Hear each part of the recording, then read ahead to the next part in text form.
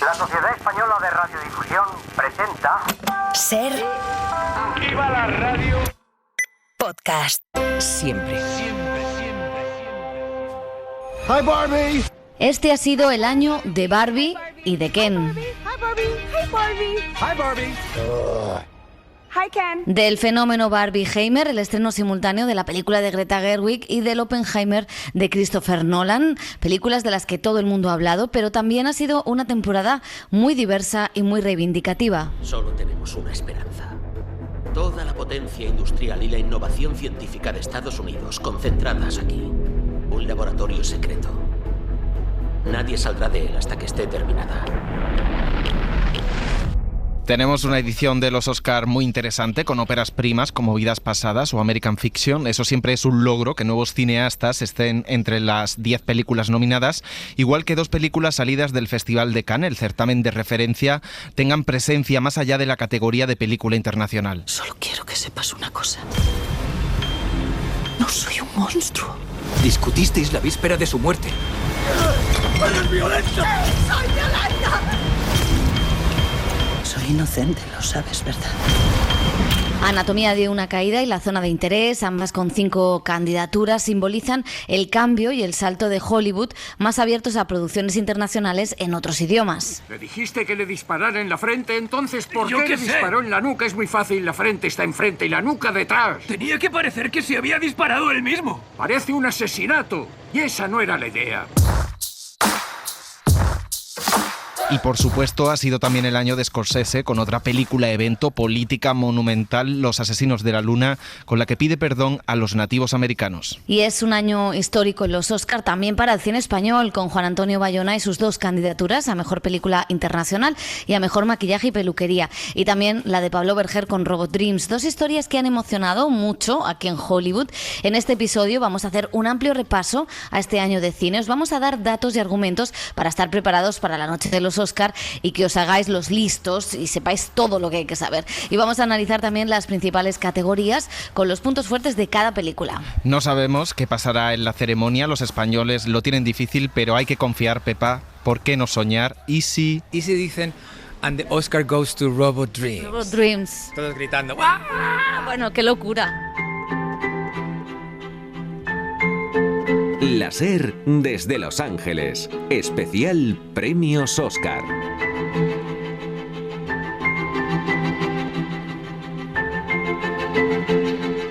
Y sí, como decía Pablo Berger, nos traemos las estatuillas para España. Decían, hay que hacer más promoción después de eso.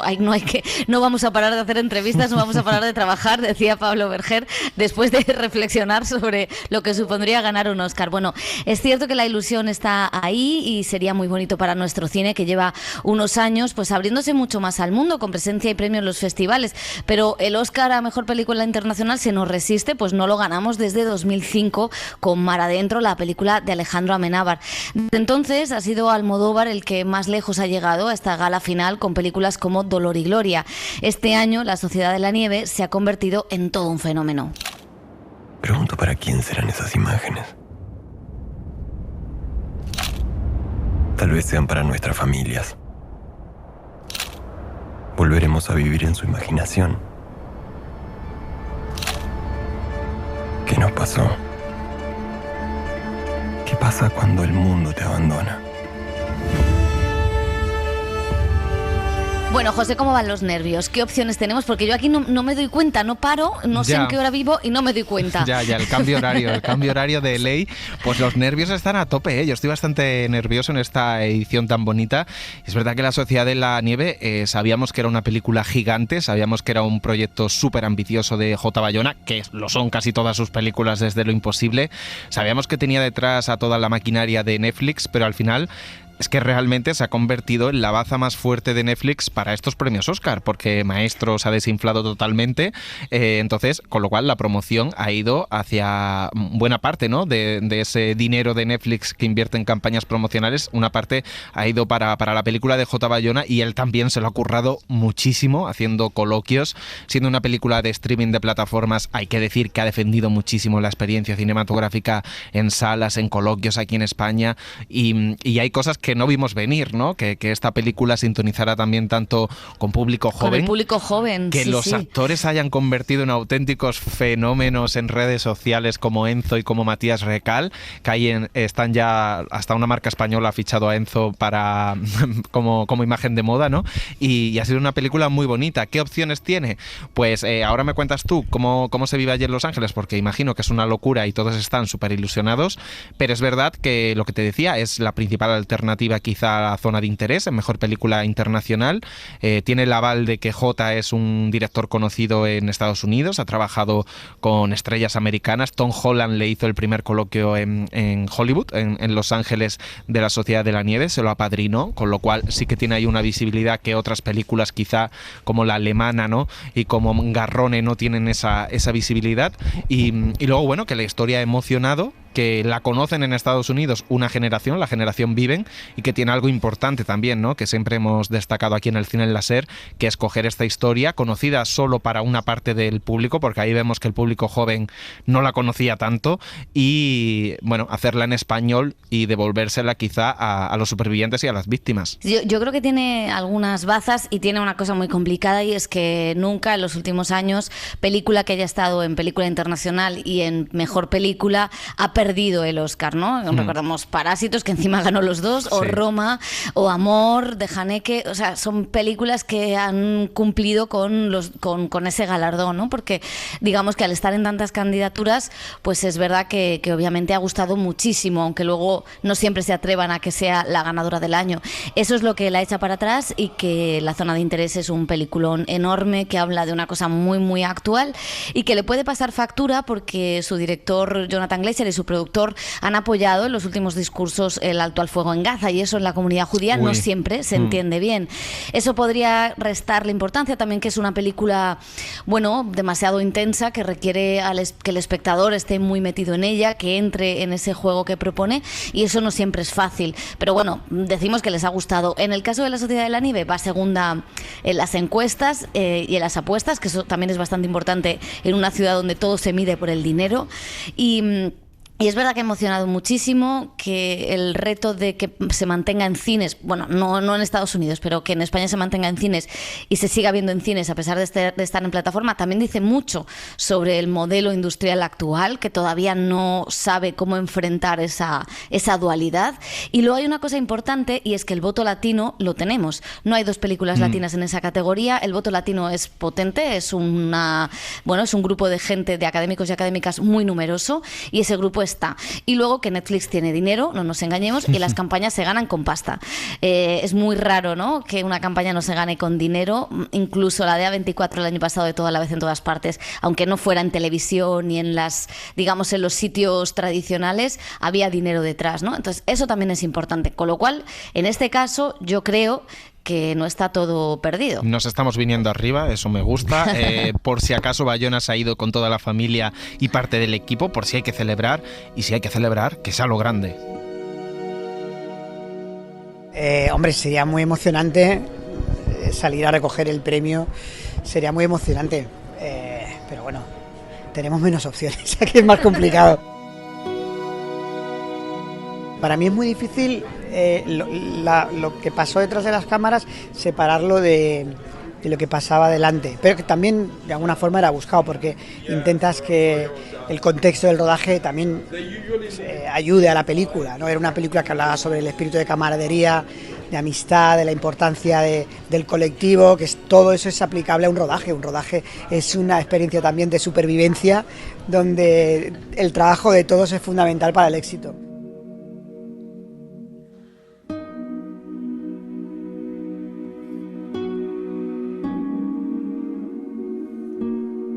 Lo más raro, lo más loco. Bueno, a ver, hay una parte, muy divertida con que la película se haya convertido en un fenómeno de quinceañeros. Sí, lo de Enzo, lo de todos los actores, el seguimiento masivo que tiene el cast en las redes, que además arrastra a los chicos a ver la película repetidamente, a ir a verla al cine, que eso me hace muy feliz. Es decir, que al final todo este fenómeno que hay alrededor de la película y del cast es para acabar viendo una película y hablan de cine y preguntan por cómo se ha hecho la película y te hacen dibujos. Es algo muy increíble y que creo que es muy sano para el cine también, porque son los espectadores más nuevos los que necesitamos llevar con más fuerza a las salas, porque son también el público del futuro. Así que esa parte ha sido como muy inesperada, muy sorprendente. Por otro lado, hay una parte que más seria, que es todo lo que tiene que ver con las familias de los fallecidos, los supervivientes, y una especie como de reconciliación. No es que estuvieran peleados, pero sí que había como una especie como de tabú, ¿no? De silencio autoimpuesto, no solo entre los supervivientes y las familias de los fallecidos, sino entre los propios supervivientes. A mí me han venido los hijos, hermanos, las mujeres a darme las gracias, porque por primera vez habían podido hablar con sus parejas y con sus padres de lo que había sucedido, ¿no? Que es que de alguna forma les ha permitido abrirse esta película y enfrentarse a lo que sucedió hace tantos años.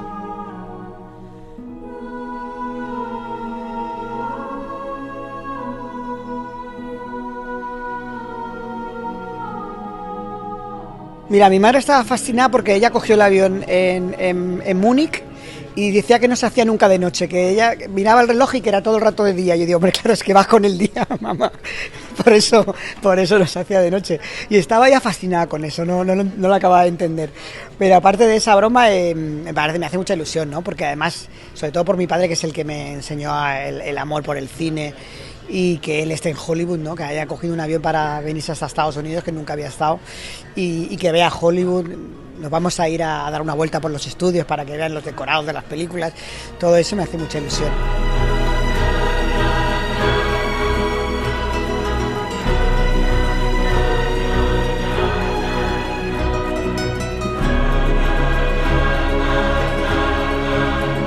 Está nominado Bayona y España en película internacional, pero como decíamos, también en maquillaje y peluquería. Curiosamente, categoría que también logró candidatura en su día Mar Adentro, de Amenábar. Parte del equipo pues son viejos conocidos de Hollywood, Pepa, con Oscar incluso.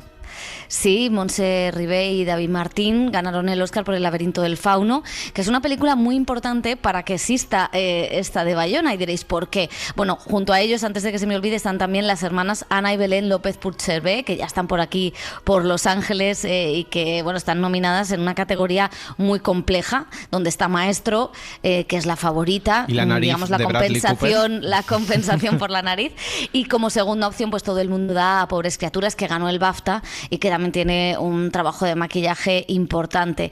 Y decíamos que es importante El laberinto del fauno porque es una película que produjo Telecinco Cinema, del mexicano Guillermo del Toro, que fue un fenómeno que cuenta la guerra civil de una manera maravillosa, ¿no? Con la fantasía y con los monstruos, y que además, bueno, en Telecinco tenían esta cosa no escrita, que al director que producían le preguntaban, ¿y ahora quién quieres, a quién podríamos apadrinar? Y entonces Guillermo del Toro dijo a Juan Antonio Bayona. Así salió El orfanato, que fue un exitazo, y así fueron saliendo todas sus películas, que han sido de Telecinco, salvo esta última, que requería pues la pasta de Netflix para poder hacer en español una superproducción tan sumamente grande. Maquillaje tampoco es fácil, pero bueno, nunca hay que tirar la toalla, José Manuel Romero.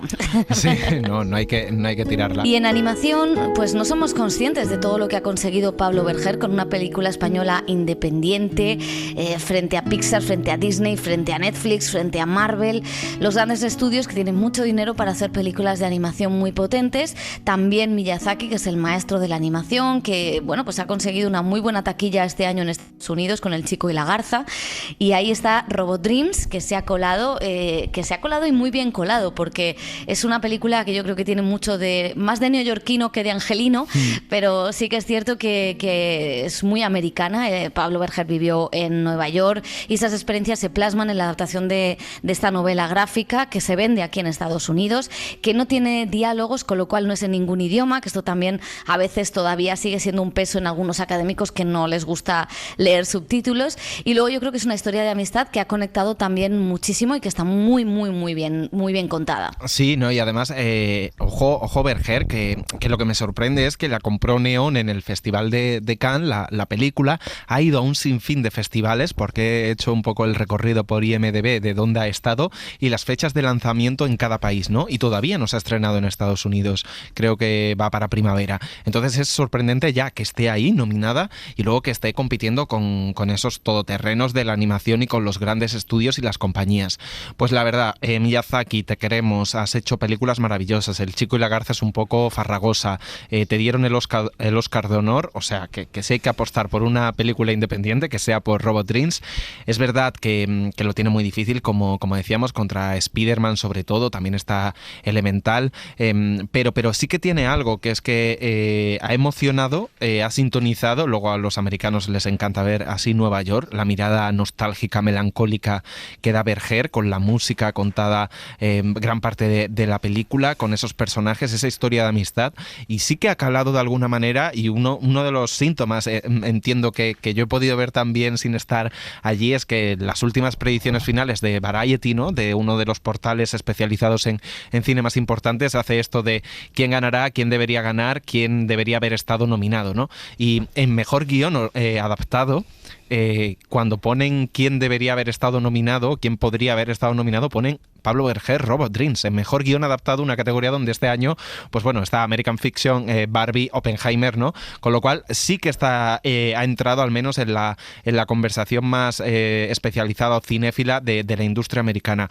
Las opciones son complicadas, pero bueno, el camino que ha tenido esta película es precioso, y es una película que creo que también emociona y que sale un poco de la animación entendida solo como un medio, que no es un género, si no nos mata Pablo Berger, pero como un medio solo para el público infantil, los superhéroes, ¿no? Sino que se pueden hacer cosas adultas, pero también que los niños entiendan, y ahí está la demostración de todo el recorrido que ha tenido Robot Dreams.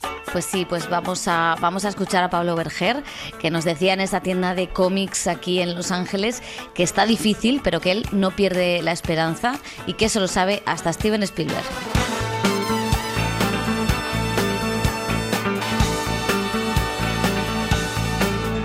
Pablo Berger, qué alegría. Empezamos en Cannes y estamos en Los Ángeles. ¿Cómo estás?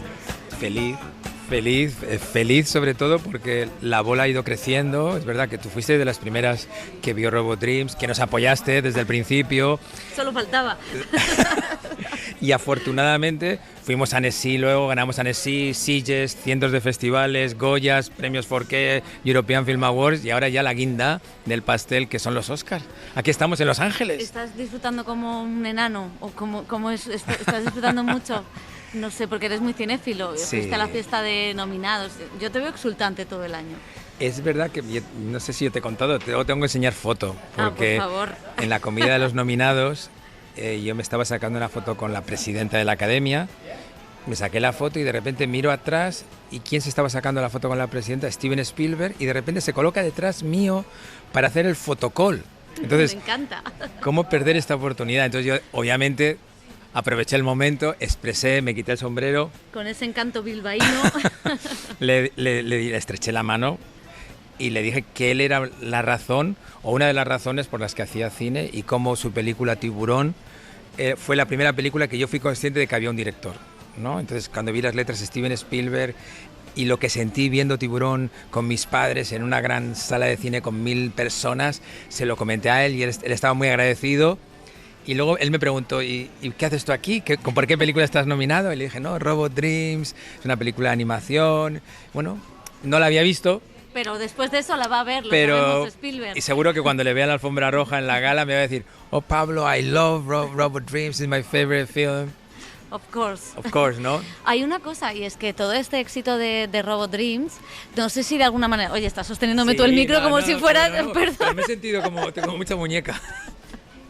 Qué vergüenza. Que todo el éxito de Robot Dreams también dice una cosa. Es verdad que tú eres un director que ha hecho cosas tan diferentes, que eso es lo bonito de tu filmografía, es que siempre hay una sorpresa en lo que va a hacer Pablo Berger. Pero no sé si todo este éxito es... Voy a seguir haciendo animación. Podría seguir haciendo animación. Ha sido una experiencia muy, muy especial. Ha tenido grandes reconocimientos, pero sobre todo me he sentido muy cómodo en el medio. Yo pensaba que la transición iba a ser muy complicada de imagen real a animación, y ha sido todo lo contrario, ha sido como muy natural. Era una cuestión de hacer sustituciones.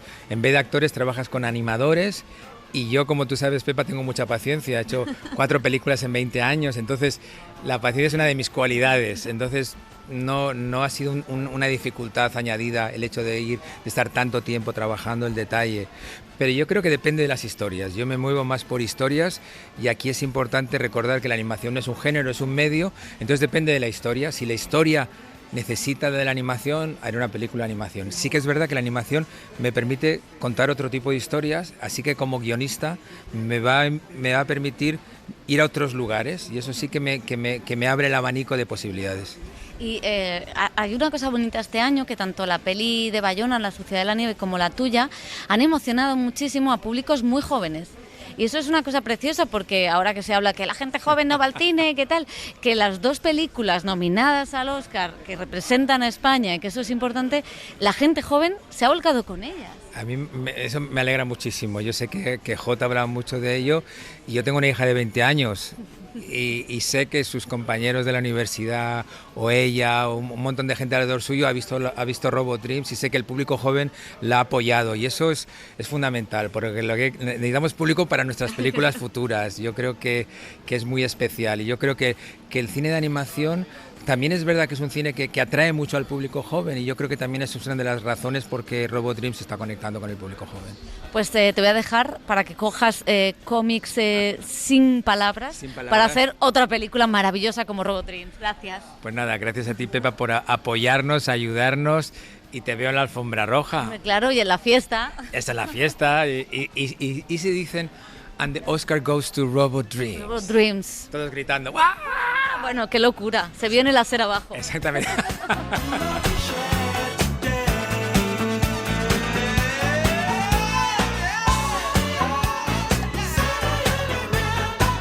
Después de hacer patria, un poco de patria, nuestra patria cultural con los nominados españoles, vamos a hacer un recorrido sonoro por las principales categorías y las películas que han marcado esta temporada. Especial Premios Oscar en la SER.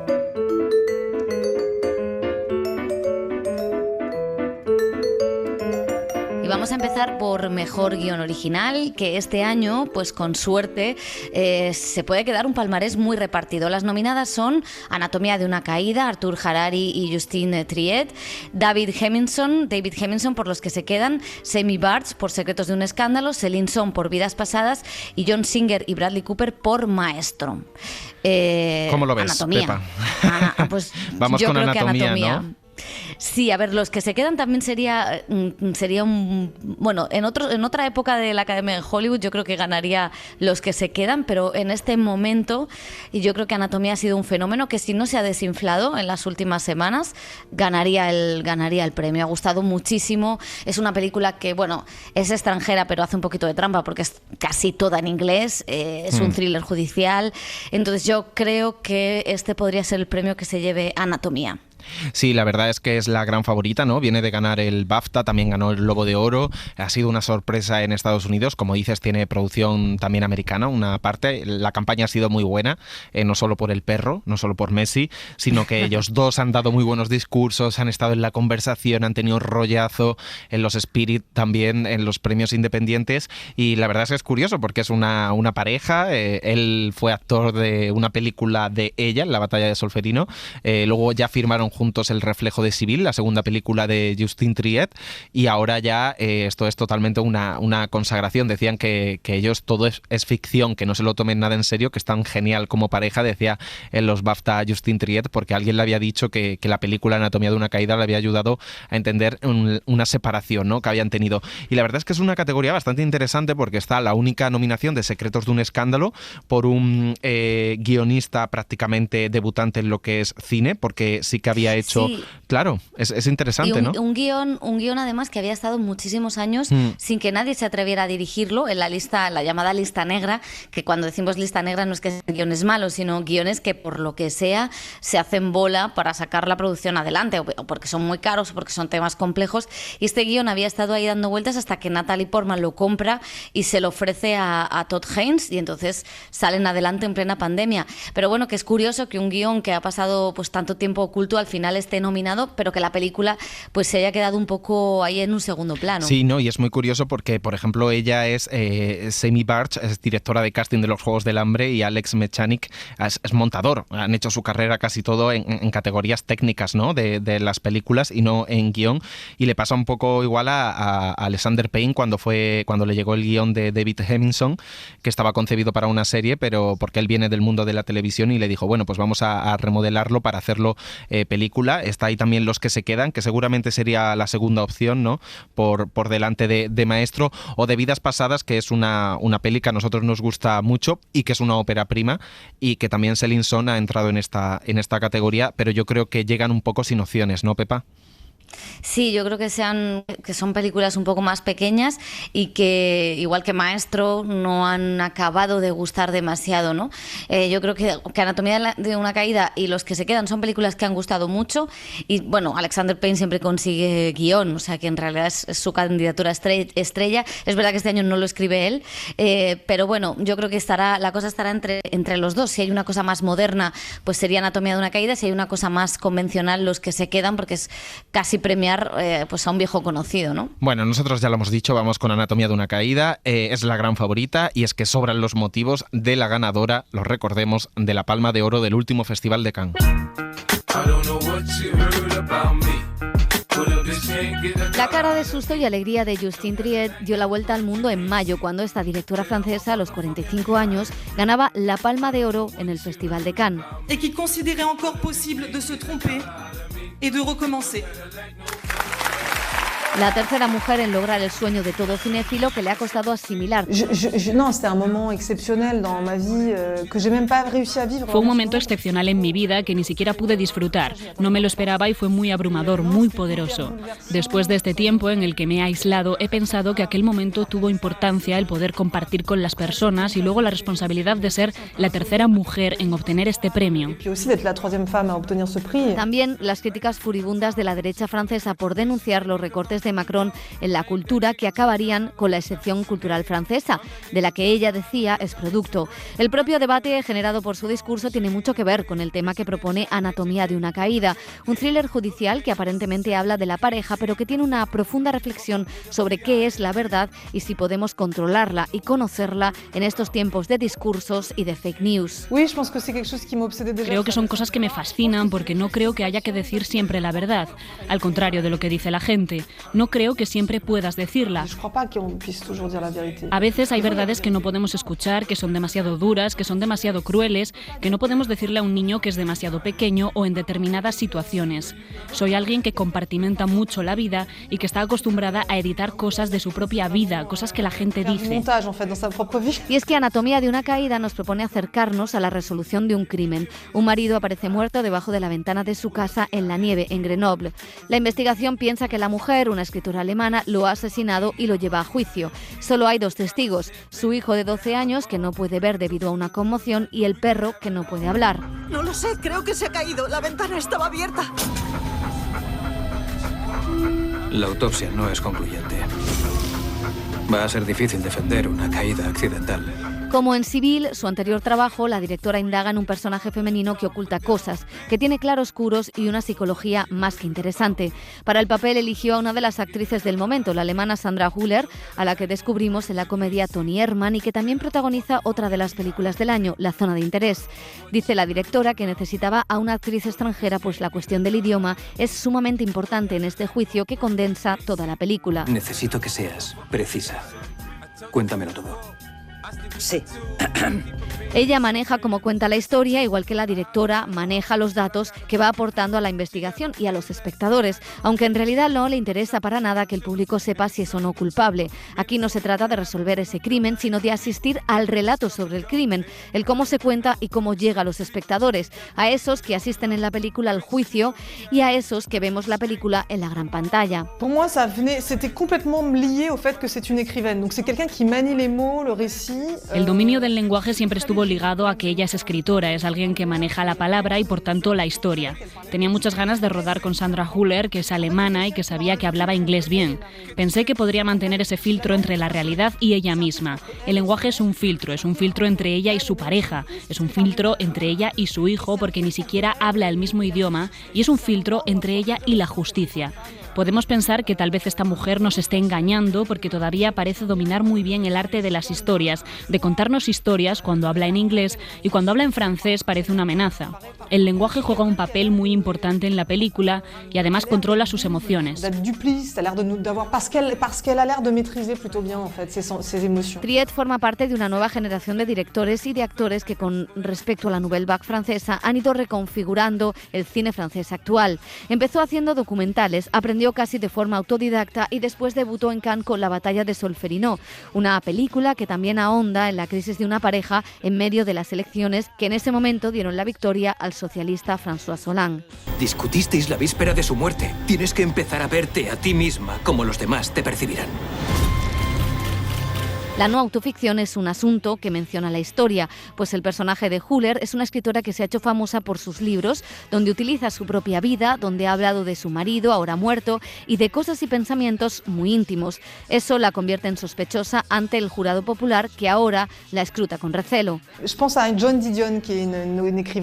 algo que me obsesiona. Pienso en Joan Didion, que es una escritora apasionante y que no escribió ficción, escribió sobre su vida y dijo que resolvió sus problemas en sus libros. Escribía con su marido. Yo creo lo contrario, creo que la ficción te permite poner distancia con tus miedos, tus fantasías y tu ansiedad, magnificarlos y explotarlos. Eso es lo que hago, es la visión que tengo, es lo que me fascina de la ficción. Celos profesionales, celos sexuales, infidelidad y reparto de tareas, temas que están en una sociedad en la clase alta y media y que dinamitan la manera en la que se ha configurado el rol de las mujeres y los hombres en el matrimonio burgués actual. Y todo eso lo vemos en la reconstrucción de la historia a partir de los testimonios hablados que se ofrecen en el juicio, de los recuerdos y también de la memoria, y en escenas donde el sonido y la imagen muestran magistralmente ciertas disonancias, porque la verdad no se puede contar en un solo plano. ¡Te quejas de la vida que tú mismo elegiste! ¡No eres una víctima! ¡En absoluto! Es lo justo. Soy un hombre engañado. ¡No lo soporto más! ¡Eres violenta! ¡Sí, soy violenta!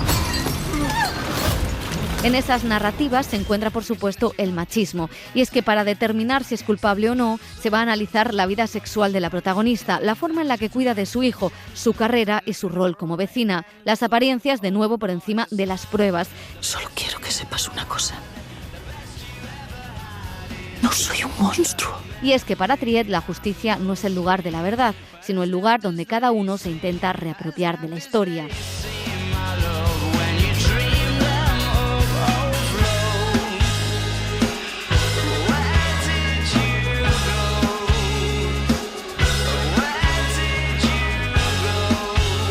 En esta categoría, como comentábamos ahora, está también el debut indie del año, Vidas Pasadas, que antes de que fuera famoso Pepa ya lo había visto en Sundance en 2023 y dijo, uy, esta película Pepa va a tener recorrido. Sí, fue una de esas películas que, bueno, yo creo que sí que emocionan a un público, que tiene también muchas referencias cinéfilas a un tipo de cine, drama de pareja, ¿no?, que marcó una generación con esos Michel Gondry, Spike Jonze, Charlie Kaufman, y que tenía algo de eso, pero mirado por una mujer joven, además de origen asiático, con lo cual había otros temas mucho más políticos y mucho más interesantes que se añadían a aquellas películas, ¿no?, como que no hay toxicidad en el amor, o que, bueno, pues está la idea de la identidad en un mundo que ha cambiado, ¿no? Y eso no se conectó muy bien con un público indie. Fue la sorpresa indie y lo ha sido de la temporada, pero bueno, es una primera película de una directora que yo creo que va a dar que hablar. Bueno, pues que ha llegado para quedarse y está muy bien que lo haga, ¿no? Y como decimos, es un triángulo amoroso, una reflexión sobre la identidad, una película que nos ha gustado mucho de Celine Song. Hay películas capaces de marcar a toda una generación. No veo nada que no me guste de ti. Ahora Pero mismo lo harás, no lo veo. Pero lo harás. No sé, ya se te ocurrirán cosas y yo me aburriré de ti y me sentiré atrapada porque eso es lo que me suele pasar. Vale. Vale. Olvídate de mí, de Michel Gondry, con Jim Carrey y Kate Winslet, fue una de ellas. Hablaba directamente a una generación a la que le costaba entablar relaciones, conocer y reconocer el amor y hacerlo durar en un mundo abatido, a diferencia de lo que pasaba con la generación de sus padres. Fue la película hipster de los 2000 y es, muy significativamente, la película que ven los protagonistas de Vidas Pasadas. Vaya, eres tú. Qué fuerte, qué fuerte es esto. ¡Qué fuerte!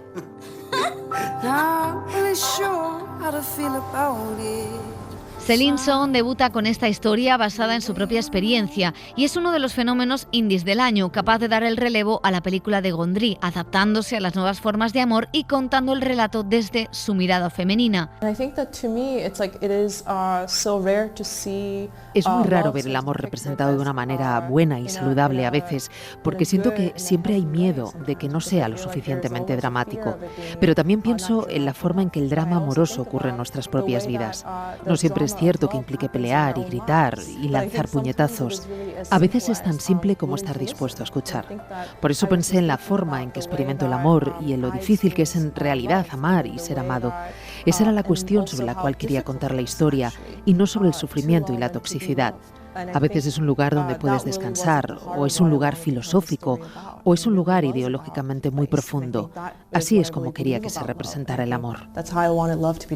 Apunta a la creadora a un hecho social, el cambio en cómo se perciben las relaciones y el amor en esta sociedad post-Me Too y post-pandemia, tal y como describe a la perfección la escritora Eva Iluz en El fin del amor, donde expone cómo este capitalismo tardío en el que vivimos ha jugado y juega un rol en la intimidad de las parejas, donde el amor se termina pronto o ni siquiera llega a comenzar.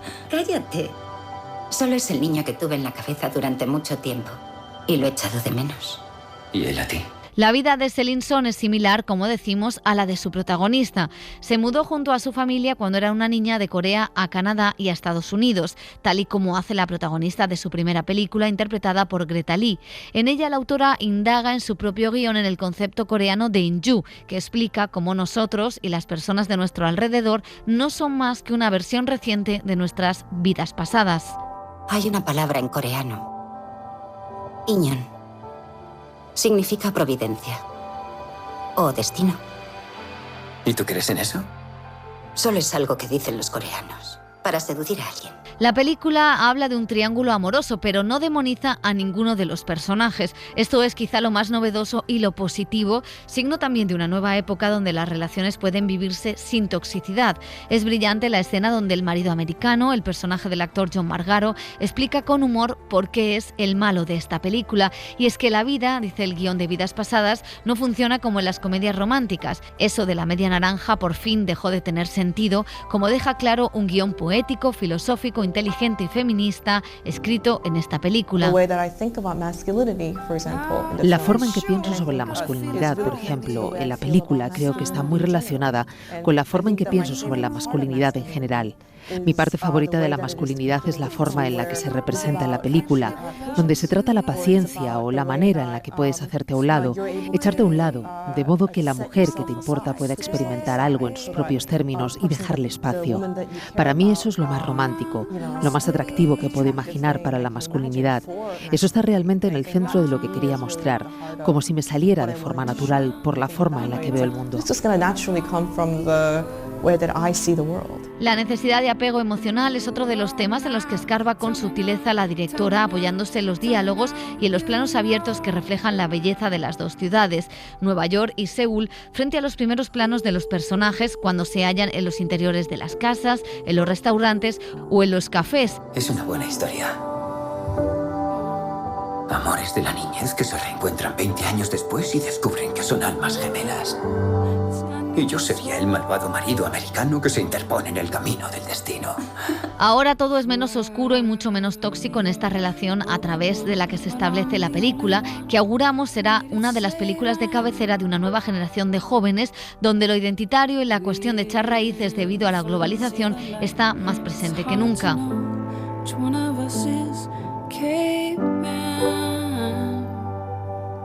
Vamos con la siguiente categoría, que es la de mejor guión adaptado. Aquí tenemos también pesos pesados y también algunas polémicas.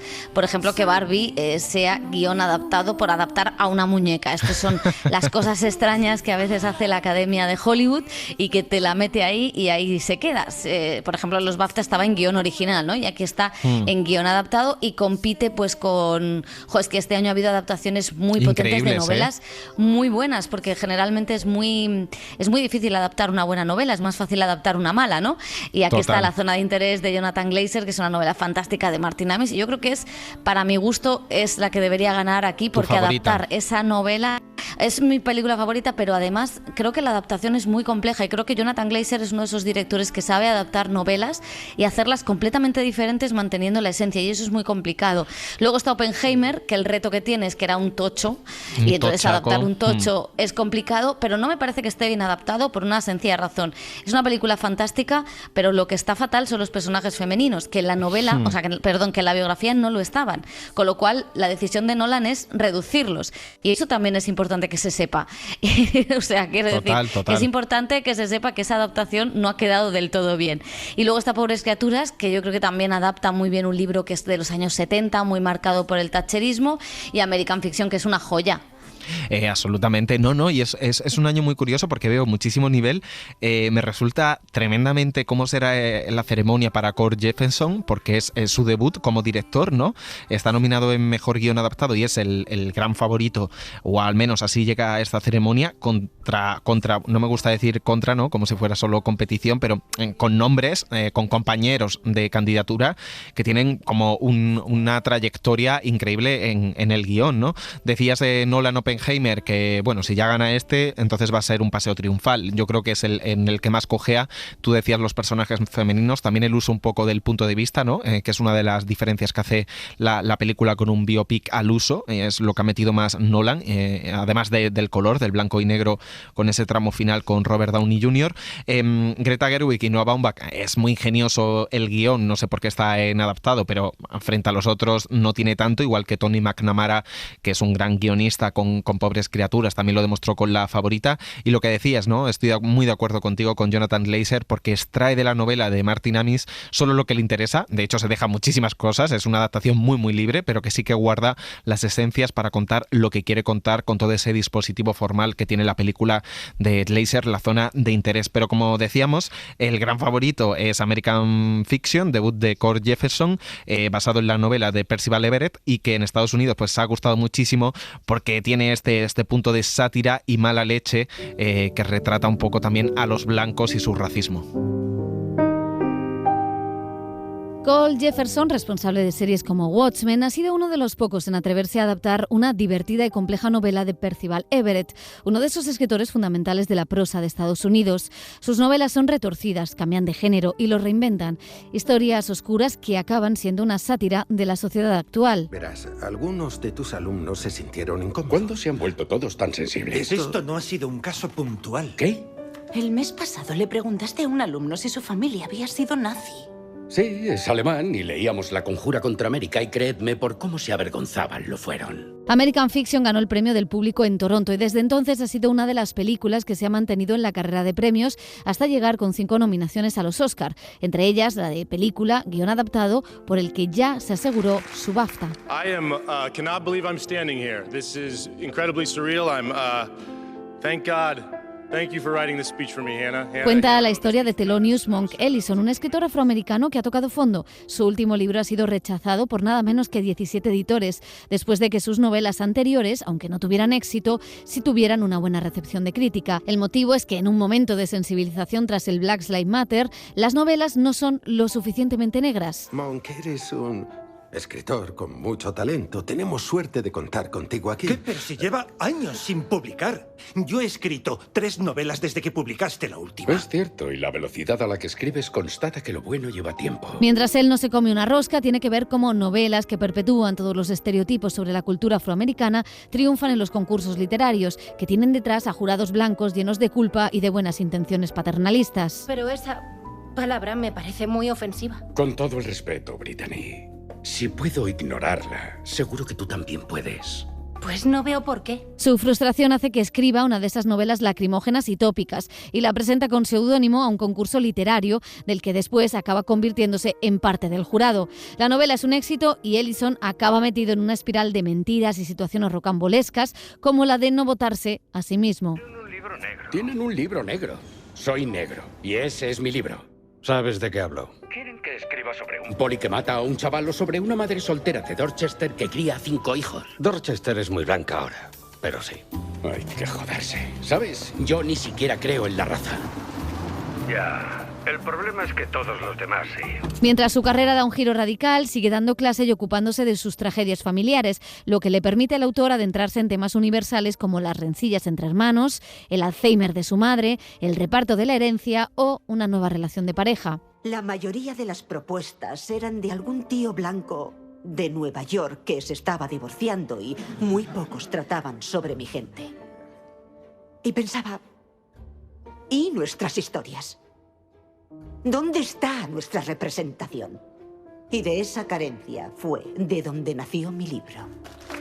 Jeffrey Wright, al que hemos visto haciendo de Basquiat en la película de Julian Schnabel o en series como Westworld, consigue su primera nominación al Oscar por este papel de tipo atractivo, altivo, mordaz y con incapacidad para mostrar sus sentimientos. Issa Rae y Sterling K. Brown completan el reparto de esta comedia que pone al espectador frente al espejo de un paternalismo que todos tenemos. Vete a la mierda, Monk. No, tranquilo, Mandy. Sí, tranquilo, Mandy. Y mi nuevo libro lo va a sacar eco y mi agente dice que están entusiasmados con él. Me alegro de oírlo.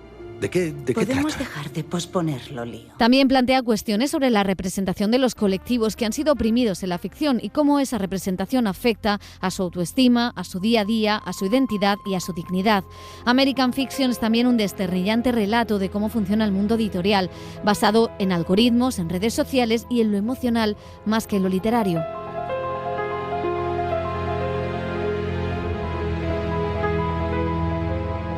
Bueno, pues vamos con las categorías de actor y actriz protagonista. Empezamos por actor. Parece que la cosa está entre dos y aquí se demuestra pues una cosa importante en las campañas de premios. Los premios previos, los BAFTA, los Globos de Oro, los de los sindicatos, sirven para modificar la campaña. De tal manera que, bueno, iba ganando Paul Giamatti por los que se quedan, pero en estas últimas semanas el giro con más promoción, con más entrevistas, con una campaña, una nueva película en la Berlinale, ha sido de Cillian Murphy, el actor de Oppenheimer. Va a estar entre ellos dos, más pinta por Oppenheimer que por los que se quedan, pero bueno, nunca se sabe.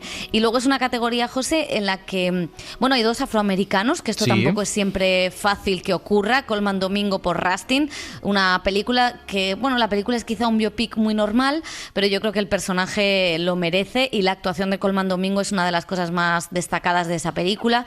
Bradley Cooper, un maestro que lo damos por muerto, adiós, gracias.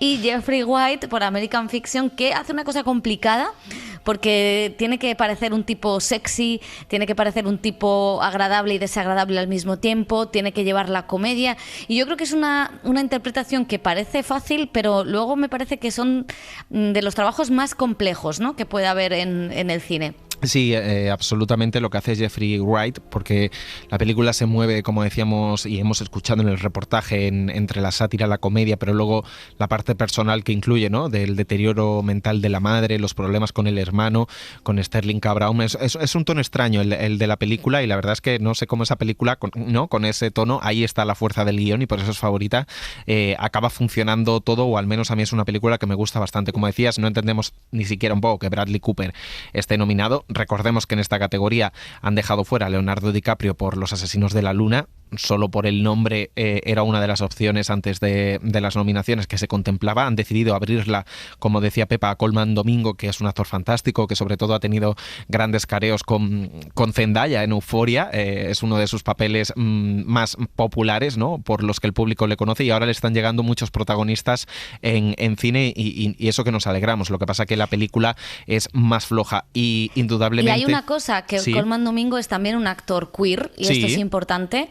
ha hecho campaña de esto, lo ha dicho, sin hacer demasiada cosa lacrimógena, o sea, sin vender demasiado para ganar un premio, pero que lo ha llevado con una naturalidad en la que, bueno, pues hace unos años sería difícil que un tipo, ¿no?, que ha hecho también de villano, de galán, que está, por cierto, en otras películas de la temporada, que hable con tanta naturalidad de su orientación sexual, de su identidad y también de, bueno, pues de su identidad como hombre negro, con lo cual yo creo que es bastante importante para mí esa nominación. Y luego, mi favorito es Cillian Murphy por Oppenheimer, creo que se lo merece, que es un gran papel, que es el protagónico que estaba esperando de Christopher Nolan, porque ha sido secundario en muchas de sus películas y que le faltaba algo así. Luego tiene un punto críptico, enigmático, no es especialmente divertido, que en parte yo creo que le gusta un poco a la prensa y a Hollywood, ¿no? Con esa defensa irlandesa y de la rebeldía irlandesa que tiene el actor, que no está en su salsa en la temporada de premios, como otros actores se nota que están en su salsa haciendo campaña.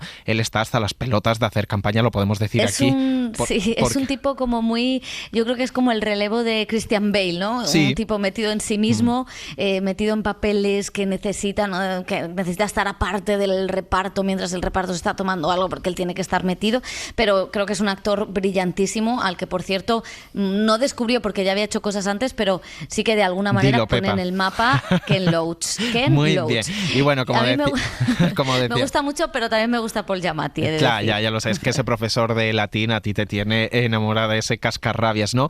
Pues como decíamos, si alguien le puede robar su primera estatuilla a Cillian Murphy, es Paul Giamatti, que tampoco tiene Oscar, y es que está estupendo como este entrañable y maravilloso profesor cascarrabias en la película de Alexander Payne.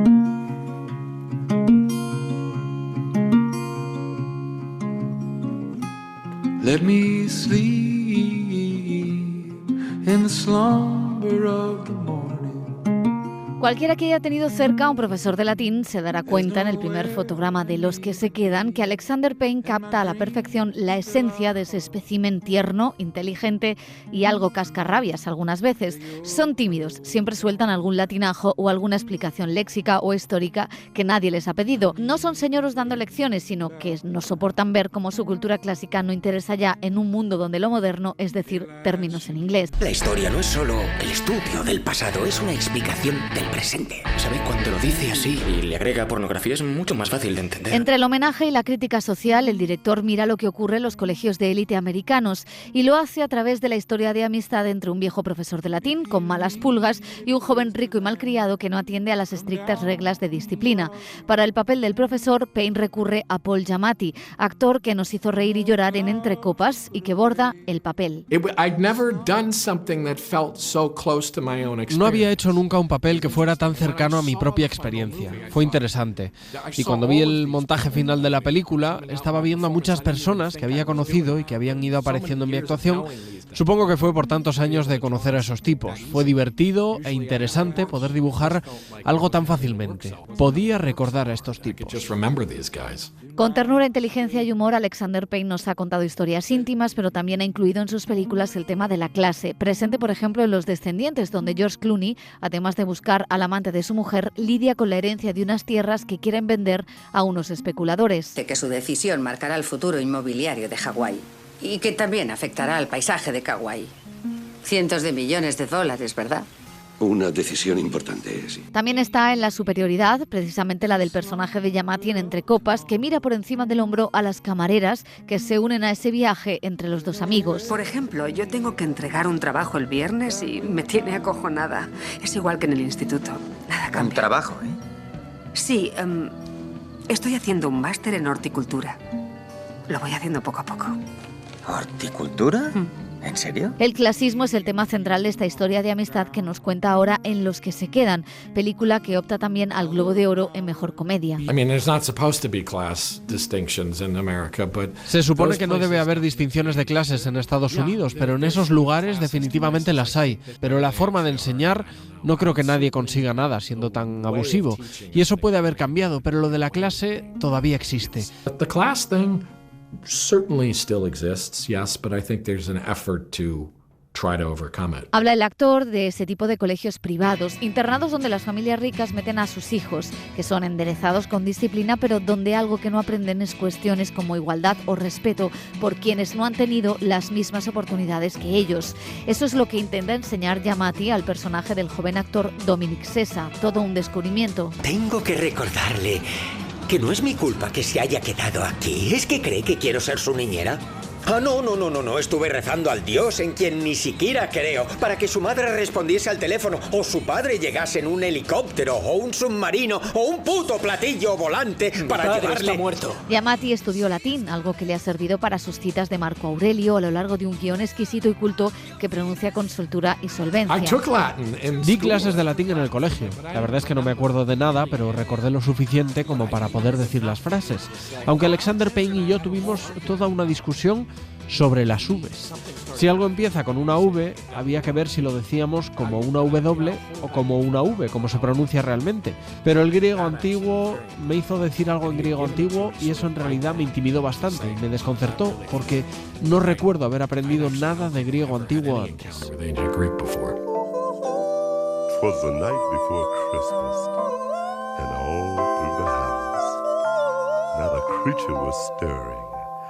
Not even a mouse. In my mind. La historia está ambientada en los 70 con el dolor de la guerra de Vietnam que destruyó a muchas familias de estadounidenses, sobre todo de clase obrera. En el film están representadas por esa madre negra que ha perdido a su hijo. No tuvo otra opción que ir a luchar en una guerra patriota de un país que no defendía a la mitad de su población. Mientras los niños ricos podían escaquearse, los afroamericanos y los hijos de la clase obrera eran carne de cañón, como ocurre con el hijo de la cocinera de este colegio, personaje que interpreta la actriz afroamericana Davin Joy Randolph. Basically, I sourced from many people in my own personal life. Me nutrí de muchas personas de mi vida personal. Quería asegurarme de que fuera una mujer con la que fuera posible identificarse. Desafortunadamente todos tenemos experiencias así y nos hemos acostumbrado a llorar. Pero quería hacer casi un estudio de caso sobre el duelo en el que mostrara tantos matices diferentes como fuera posible. Ella y Giamatti están en todas las quinielas de la temporada de premios. Este es el primer gran papel para Davin Joy, a quien este año también hemos visto en las series de Idol y Solo asesinatos en el edificio. En el caso de Giamatti, a pesar de su larga carrera en papeles como el de American Splendor o el más reciente en la serie Billions, no tiene Oscar, ni siquiera estuvo nominado por Entre Copas, convirtiéndose en el gran olvidado de aquella temporada cuando la película de Payne se convirtió en todo un fenómeno. Por Dios santo, ¿qué clase de tugurio fascista tienen montado aquí? En este papel, además de esforzarse con el latín, ha tenido que incluir también varios tics físicos que posee su personaje. Los chicos no le soportan, más bien le odian. Y los profesores, lo sabe, ¿verdad? Considero al mundo un lugar amargo y complicado y parece que él piensa lo mismo de mí. Tú y yo tenemos eso en común. Emotiva, cautivadora, divertida, es una de las mejores películas navideñas de todos los tiempos. Una historia sobre el resentimiento, o mejor dicho, sobre cómo sobreponernos a él, cómo evitar la ira y ser mejores personas, gracias sobre todo a la amistad. Lay your troubles on the ground. Vamos con mejor actriz protagonista. Aquí ya sé que José se va a quejar de la ausencia de Margot Robbie, que hubiera estado muy bien que estuviese, pero pues la verdad es que es la categoría un poco con más emoción en unos Oscar que están muy cantados este año.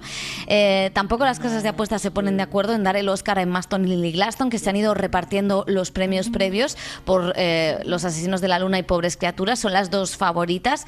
También están Carey Mulligan por Maestro, que la verdad es que es un trabajo impresionante y muy difícil, pero quizá como que la película ha decaído tanto que ni siquiera se está reconociendo tanto lo que hace Carey Mulligan, que es lo mejor de Maestro.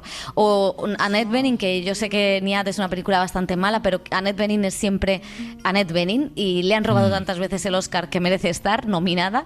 Y Sandra Hüller, que bueno, para mí también es una de mis favoritas por lo que hace en Anatomía de una caída y lo que hace en La zona de interés, que yo creo que esta nominación es casi doble, ¿no? Por esas dos papeles. Es absolutamente doble. Lo curioso de de esta categoría, que es la más abierta, la más emocionante y que creo que va a ser bonita pase lo que pase. Ya sabemos que Emma Stone ya tiene un Oscar por La La Land. Creo que aquí está increíble, es un papel muy kamikaze, le podía haber salido fatal, es de esos papeles que pueden arruinar una carrera. Aquí alguien dijo que es un poco Lina Morgan. También lo hace, pero es que Lina aquí la defendemos en este programa, Pepa. No, pero también es productora de Pobres Criaturas, podría ser el premio a la película, que como decía es una película muy arriesgada, que ganó en Venecia, que podría haber salido todo mal y en mi opinión le ha salido todo bastante bien con esta película y con un trabajo también físico muy arriesgado, y es verdad que entiendo, ¿no? Que entiendo que Lily Gladstone está increíble con sus silencios, con sus miradas. Es un trabajo muy complicado frente a Robert De Niro y Leonardo DiCaprio. Se roba la película. Cuando salimos del pase del Festival de Cannes dijimos cómo está Lily Gladstone, es la auténtica estrella de esta película. Ellos también lo entendieron, no solo por un motivo artístico, sino por un motivo político, dándole presencia y el espacio en la rueda de prensa de Cannes y en toda la temporada de premios, que es a lo que se ha dedicado Leonardo DiCaprio básicamente, que es apoyarla a estar con ella en coloquios y demostrar que estaba detrás de esta producción de Los Asesinos de la Luna, pero que la cara visible tenía que ser ella, que es quien ha corregido cosas también del guión y ha aconsejado a Scorsese. Sería un premio muy simbólico, muy político por los nativos americanos. Hay quien dice que la primera nativa americana fue la protagonista de Roma, la mexicana, ¿no? Yalitza Aparicio, pero bueno, aquí es la vez que está más cerca de conseguir esa estatuilla. Sí, a mí Carey Mulligan y Annette Bening me gustan menos, y mi duda, Pepa, es si se reparten los votos entre Lily Gladstone y Carey Mulligan, si hubiera una opción de que en esa tercera vía emergiera Sandra Hüller. Yo lo veo difícil porque al final votan a estrellas y es muy complicado, ¿no?, que pase eso en este año, pero bueno, ojo, podría ser porque hace un trabajo estupendo y para Hollywood ha sido su descubrimiento, ¿no? Es una actriz europea que lleva mucho tiempo trabajando, pero en Hollywood no la habían visto de esa manera.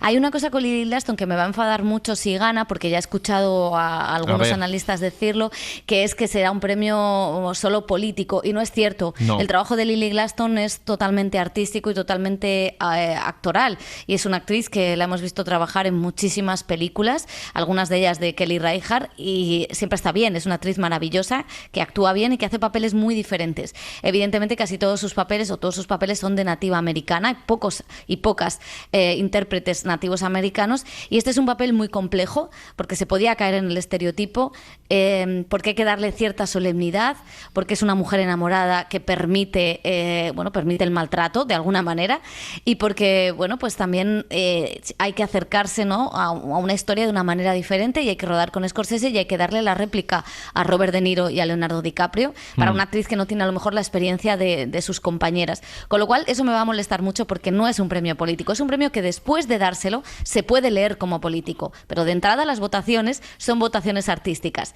porque la calidad no se mide por puntos, y ya te dejo seguir. Puño en alto, así me gusta, Pepa. Y si hay una actriz creadora quizá en esta categoría, además de Emma Stone que hemos dicho, es Lily Gladstone con sus, como decíamos, sus consejos y cómo le dieron la vuelta al punto de vista del guión en esta adaptación, que Scorsese no sabía muy bien cómo meterle mano a la adaptación para que estuvieran bien representados los nativos, y fue ella la que cambió un poco el punto de vista, y luego ya Leonardo DiCaprio también se cambió de papel para estar en un papel más protagonista, pero fue fundamental en la nueva película de Scorsese. Yo insisto, fan de Emma Stone y su Bella Baxter, de ese papel kamikaze en la película de Yorgos Lanthimos, que le ha salido bien, que ganó en Venecia, pero que tenía su riesgo.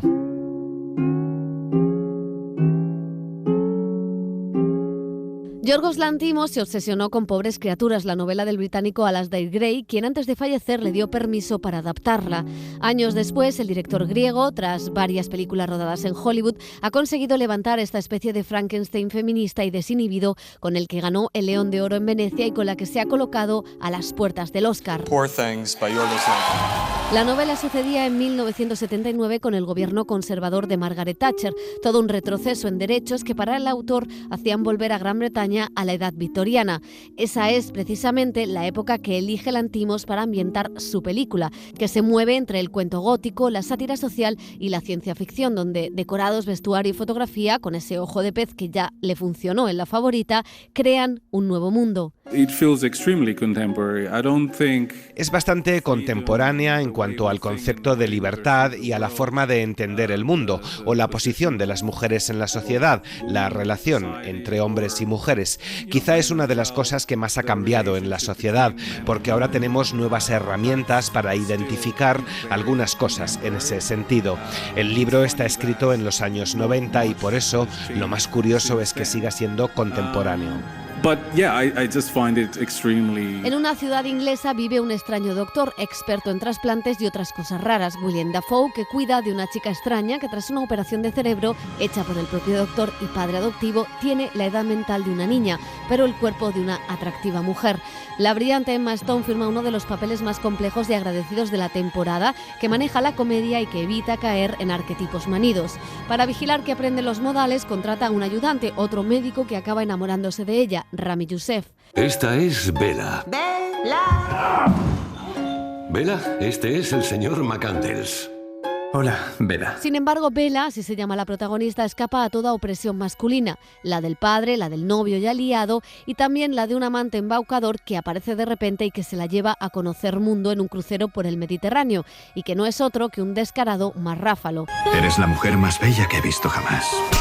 Estar viva me resulta fascinante. Todo el viaje del héroe, o más bien de la heroína, es una huida del patriarcado, que aparece y reaparece bajo mil formas y que parece obsesionado con que el cuerpo femenino esté siempre disciplinado, en casa y listo para el servicio del hombre, como ya nos advertía Michel Foucault.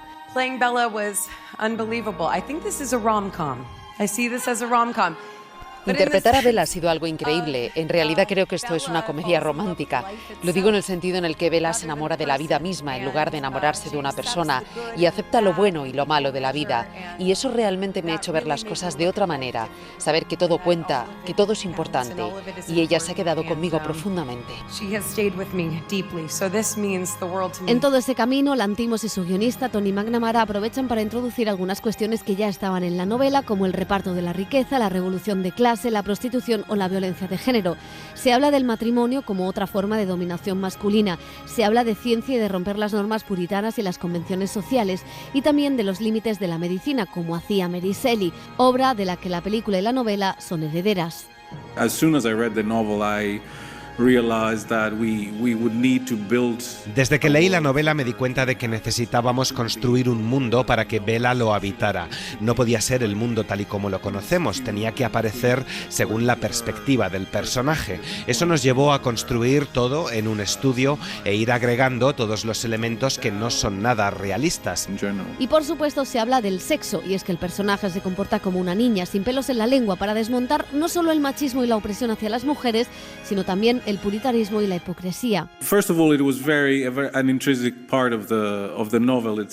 En primer lugar, es una parte intrínseca de la novela, la libertad de este personaje, incluida la libertad sexual. En segundo lugar, era importante no hacer una película mojigata, porque sería traicionar al personaje. Teníamos que confiar y entender que este personaje no siente vergüenza, por lo que Emma Stone no debía sentirla ni al desnudarse ni al rodar escenas de este tipo. Ella lo entendió inmediatamente. Lo mejor de Emma, ahora que hemos hecho 4 películas juntos, es que nos comunicamos sin tener que explicar todo. Lanthimos se ha ido despojando de la crueldad que tenían sus primeras películas, Canino, Alps o incluso Langosta y el sacrificio del ciervo sagrado. A la vez se ha ido alejando del realismo de sus inicios, utilizando elementos como el ojo de pez, con el que distorsiona la realidad, insistiendo así en que estamos en una sátira que salta del humor a la violencia, con un vestuario que mezcla los códigos de la época con la moda actual, con una estética que rompe el realismo, llena de decorados que simulan Lisboa, Grecia o incluso el París revolucionario.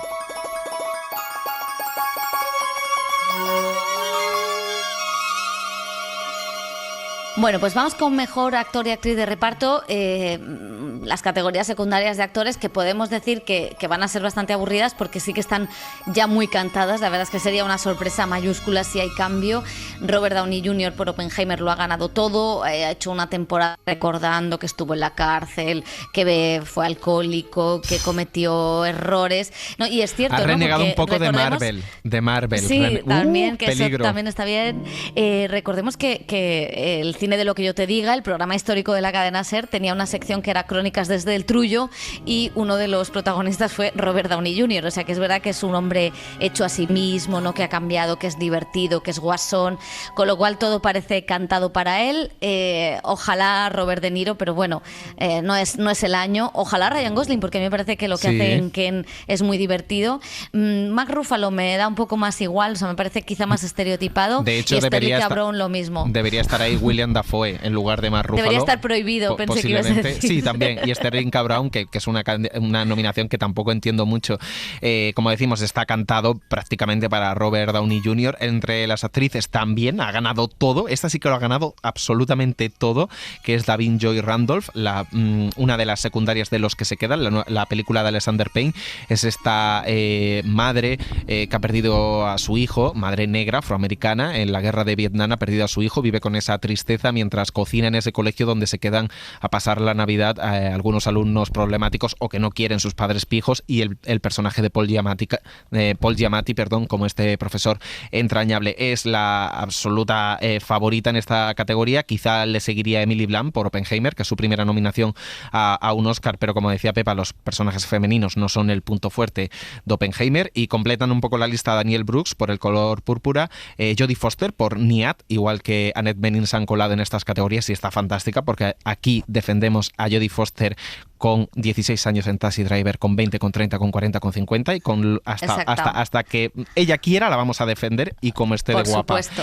Y luego, ojo, América Ferrera, que no ha estado en casi ninguna categoría en nominaciones de la temporada de premio, pero sí los Oscar la han valorado y la han querido, ¿no? Por la verdad por es que Barbie. Sí, lo comentábamos cuando la vimos, acuérdate, porque claro, es uno de esos monólogos que recuerda al de Laura Dern en Historias de un matrimonio. Total. Que es un personaje secundario que está bien durante toda la película, pero tiene como su momento de gloria, que además es un monólogo reivindicativo, feminista, ¿no? Que conecta, que habla también de las mujeres latinas, de la clase obrera. O sea, yo creo que ese monólogo es bastante importante en la película.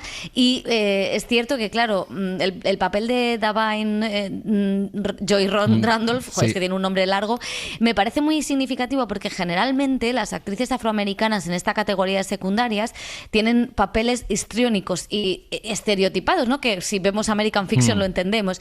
Y de alguna manera lo que hace aquí, en Los que se quedan, es un papel muchísimo más profundo, muchísimo más sosegado, y yo creo que eso también es importante y es lo que ha podido calar a los espectadores. Aparte que ella es una actriz de musicales que ha ganado premios por hacer el Ghost en Broadway, o sea que ella es una persona conocida dentro de la industria. Y para quien no la ubique, es lo mejor de The Idol, esa serie fallida de HBO con The Weeknd, ¿no? Que se estrenó también la temporada pasada. Ya hemos dicho que están casi entregados estos premios, pero ojo que esta temporada pues también nos va a dejar un papel icónico, el de Ken, de Ryan Gosling, que comentaba Pepa, que bueno, va a cantar en la ceremonia, ojo, o sea, que va a seguir aumentando su leyenda con este personaje, y el aplaudido speech, el discurso de América Ferrara en la película, ¿no?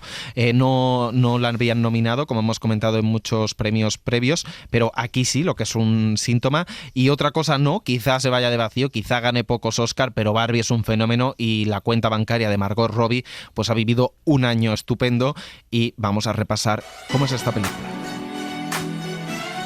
Muñeca sexualizada y con medidas que han acomplejado a generaciones y generaciones de niñas, Barbie es un objeto de geopolítica, un objeto de consumo y un elemento perfecto para diseccionar la masculinidad, la feminidad y hasta el mismísimo Hollywood. Ahora las más pequeñas ya pueden conocer el maravilloso mundo de Barbie con Mi Primera Barbie, creada para que puedan expresar su imaginación y su habilidad manual, fácil de vestir y de peinar. Te quiero, Barbie. Rubia y esbelta como la propia muñeca, la actriz Margot Robbie supo desde el principio que quería a Greta Gerwig para levantar uno de los proyectos de su nueva productora, la película Barbie, tras negociar con Mattel, la empresa de juguetes, y obtener el visto bueno de Warner. About 5 years ago, we sat down with the head of the real life Mattel CEO. ¿Cómo empezamos? Hace unos 5 años. Nos sentamos con el CEO de Mattel en la vida real, la versión real de Will Ferrell en la película, y salió una propuesta a nuestra productora de que quería hacer una película de Barbie. Yo más o menos sabía que quería a Greta Gerwig al frente y a Noah Baumbach, su compañero creativo y compañeros de vida. Escribieron un guión increíble y luego fuimos a Warner Bros. Y empezamos a traer a este extraordinario grupo de cineastas, actores y bailarines. Y quedamos aquí en Londres y fue una experiencia increíble, así que ahora es bonito por fin compartirlo con todo el mundo.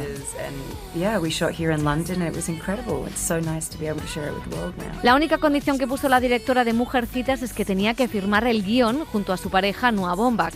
Apostaron por el humor y por el punto de vista feminista para llevar a la gran pantalla a la muñeca más famosa del mundo, símbolo del American Way of Life y el objeto de geopolítica más importante después de la Coca-Cola, que genera pasiones y odios a partes iguales. ¡Hola, Barbie! Hola, Ken. Hola, Barbie. Hola, Barbie. Hola, Barbie. Hola, Barbie. Hola, Barbie. Hola, Barbie. Hola, Ken.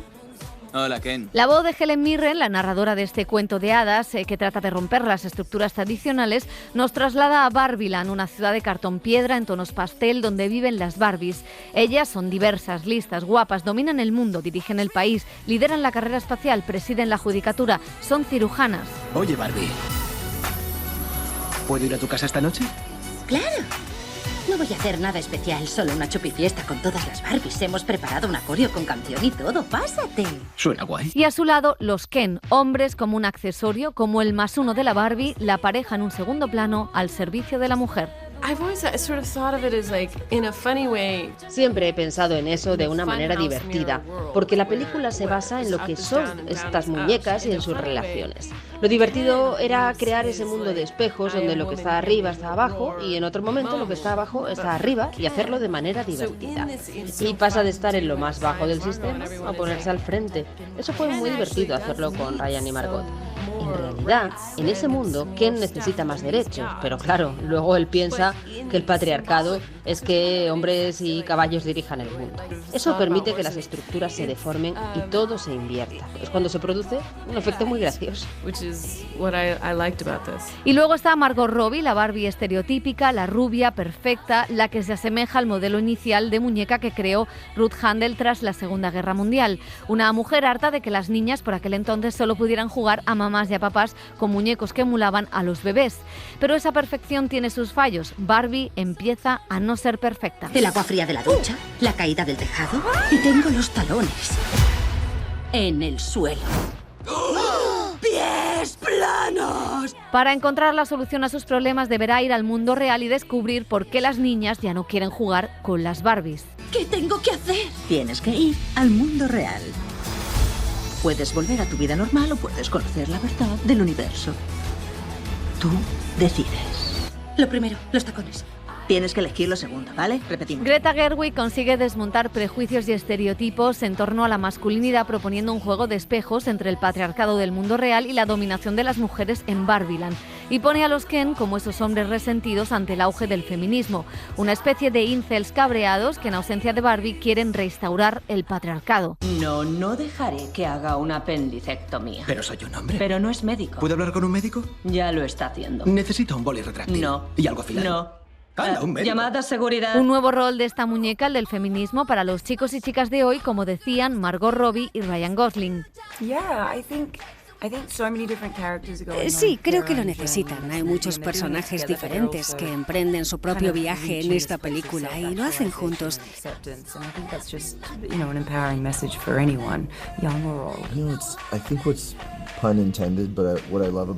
Lo que me gusta de esta película es que no se le puede poner etiquetas. Tiene muchas capas y hay muchos debates en torno a ella. Y no me gustaría centrarme en uno en particular. Para mí es una especie de elige tu propia aventura y hay muchas formas diferentes de experimentarla para los espectadores.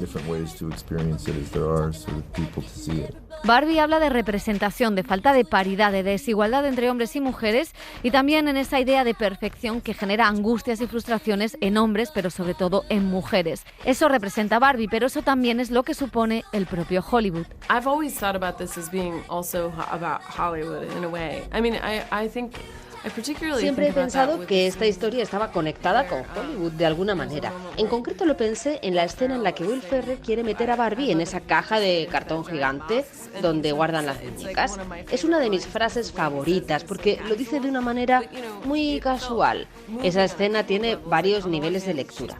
Por un lado está hablando de la muñeca Barbie en la caja, pero por otro está Margot Robbie, que es una actriz de Hollywood metida en esa caja y tiene todas las presiones que eso conlleva.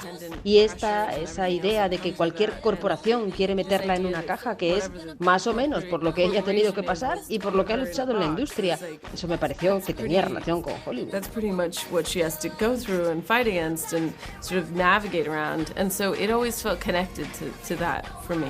La película intenta dar espacio a todo tipo de cuerpos y procedencias. Emma McKee, Kate McKinnon, Dua Lipa, John Cena, Simu Liu o Will Ferrell, como el CEO de Mattel, y también Issa Rae, la presidenta del gobierno de Barbieland negra.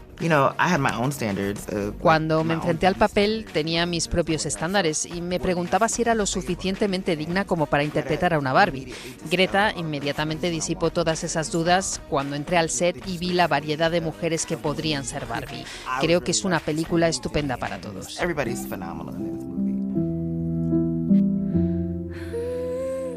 Y frente a toda esta disección hay también una historia de madres e hijas, como la había en Lady Bird, ópera prima de su directora. América Ferrara es la madre hispana que trata de conectar con su hija adolescente que aborrece a Barbie por lo que representa. ¡Wow! ¡Esto es el mundo real!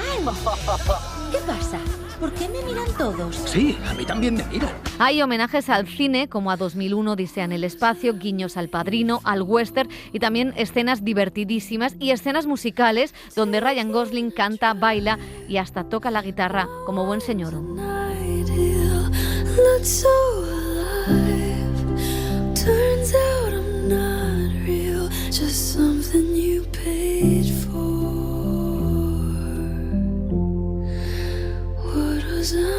Bueno, pues seguimos el recorrido con la categoría reina, que también viene bien apuntalada. Todo parece ser que Christopher Nolan ganará mejor dirección, pero nosotros tenemos otro favorito, que es Martin Scorsese, aunque Justin Triet también sería la rehostia, si me permites. Sí, oye, pues las casas de apuestas están dando a Justin Triet como segunda antes que Scorsese, incluso el tercero en algunas es Jonathan Glazer, o sea que son lancimos o lantimos, como lo queramos decir. Yorgos Lanthimos por Pobres criaturas y Scorsese por Los asesinos de la luna, los que van como atrás en esta carrera, y sin embargo son los europeos los que están cogiendo fuerza frente a Christopher Nolan, que había estado nominado por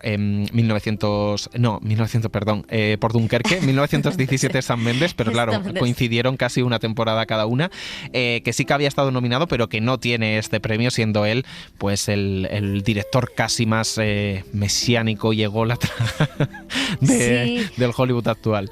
Bueno, yo creo que le han penalizado por hacer un cine quizá más de género, también un cine muy, muy taquillero, y creo que siempre como que se ha quedado un poco a las puertas. No han visto sus películas como tan adultas, ¿no? Que yo creo que sí lo eran. Y este Oppenheimer es un salto cualitativo en ese sentido. Cualquiera de los 5 podría ganar porque hacen trabajos estupendos. No es como otros años que ves directores que dices, bueno, o sea, es verdad que se han quedado fuera, pues se ha quedado fuera Greta Gerwig, que podría estar perfectamente, se ha quedado fuera Celine Song, que también hace un trabajo estupendo, pero yo creo que los 5 nominados cualquiera podría ganarlo. Nos gusta Scorsese por lo que significa, porque a lo mejor es la última ocasión. Justin Triet porque de alguna manera es como un pez pequeño que ha dado el salto, ¿no? desde París, y luego pues cualquiera de los que gane. Jonathan Glazer hace un trabajo increíble, pero bueno, las votaciones, José, están cerradas. Sí, están cerradas, así que no estamos a tiempo, pero estamos a tiempo de el público de reconsiderar su favorito y de ver Los asesinos de la luna si no lo ha hecho, y premiar a Scorsese por ese monumento, como decimos, que es Los asesinos de la luna, donde tiene un cameo maravilloso, donde pide perdón también y demuestra que Marty, como la llamamos nosotros, pues sigue en forma.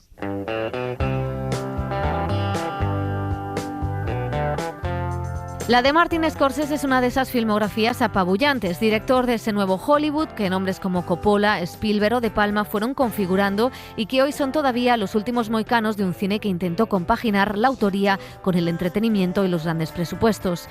Scorsese se situó en ese contexto que conocía bien, el Nueva York de los 70, donde creció y vivió como hijo de una familia de migrantes italianos y católicos. Sabes que la semana que viene volveré y volverá a mandarme otras 10 Ave Marías, otros 10 Padre Nuestros y... ya sabes lo que pienso de esa mierda. Estas cosas no significan nada para mí, son solo palabras. El catolicismo impregnó su cine desde Malas calles, o más bien el choque entre la mentalidad católica con la culpa y el perdón como bandera, con el mundo capitalista y protestante de un país donde el sueño americano es la Biblia. Escuchad, imbéciles de mierda. Aquí hay un hombre que va a cortar por lo sano, que no va a permitir... Escuchad, imbéciles de mierda. Desde Taxi Driver, Palma de Oro en Cannes, Toro Salvaje o El Rey de la Comedia, los personajes de Scorsese, protagonizados muchas veces por amigos como Robert De Niro, Griffin Dunne, Joe Pesci o Harvey Keitel, representaban a aquellos abandonados por la sociedad, que usan cualquier medio, hasta la violencia, para lograr el sueño americano que imponía el país. Sé que piensan que es broma, pero créanme, la única forma de debutar aquí esta noche era raptando a Jerry Langford. Personajes que se han repetido en películas históricas como Guns of New York, El Lobo de Wall Street o El Irlandés, y que ahora vuelven a repetirse en Los Asesinos de la Luna, una monumental historia que adapta el ensayo de David Grant sobre el genocidio de los nativos Osage. Me regalaron este libro y me fascinó el tipo de mentalidad que tenían los Osage y la belleza de esa mentalidad, o debo decir, la terrible belleza. Nuestros valores llegaron de Europa a América y es cierto que aportamos muchas cosas buenas, pero también trajimos una superioridad que ha devastado formas de vida y culturas enteras. Cuando repasas nuestra historia, ves que eso sucede muchas veces, pero en este caso lo hemos hecho a través del arte, del entretenimiento, porque ha sido así como hemos creado una cierta mitología. Algunos de los personajes de sus películas podrían entender a los villanos de esta, un grupo de blancos que se fueron a Oklahoma a casarse con las mujeres Osage para lograr la titularidad de las tierras llenas de petróleo y matarlas lentamente, con el alcohol o con la violencia. Tenía que ser un suicidio, mendrugo. No le dijiste que dejara la pistola. Lo sé, le dije que dejara la pistola. Le dije que dejara la pistola. Como tú me dijiste, Rey. No sé por qué no lo hizo. No sé por qué. Le dije lo que me dijiste. Scorsese rueda su primer western, pero lo despoja de todos los clichés hacia los nativos. Centauros del Desierto es una gran película y creo que es una de mis favoritas, pero tiene problemas. Hay que entender el momento en el que se hizo, y era un momento donde el western humillaba a los pueblos nativos, que eran interpretados por actores blancos en un gesto humillante hacia ellos y hacia las mujeres nativas. Todo esto es difícil de aceptar. La película tiene cosas incómodas, pero hay que mirarlas y aceptarlas. Cuando empezó a llegar este dinero, debieron decirnos que venía acompañado.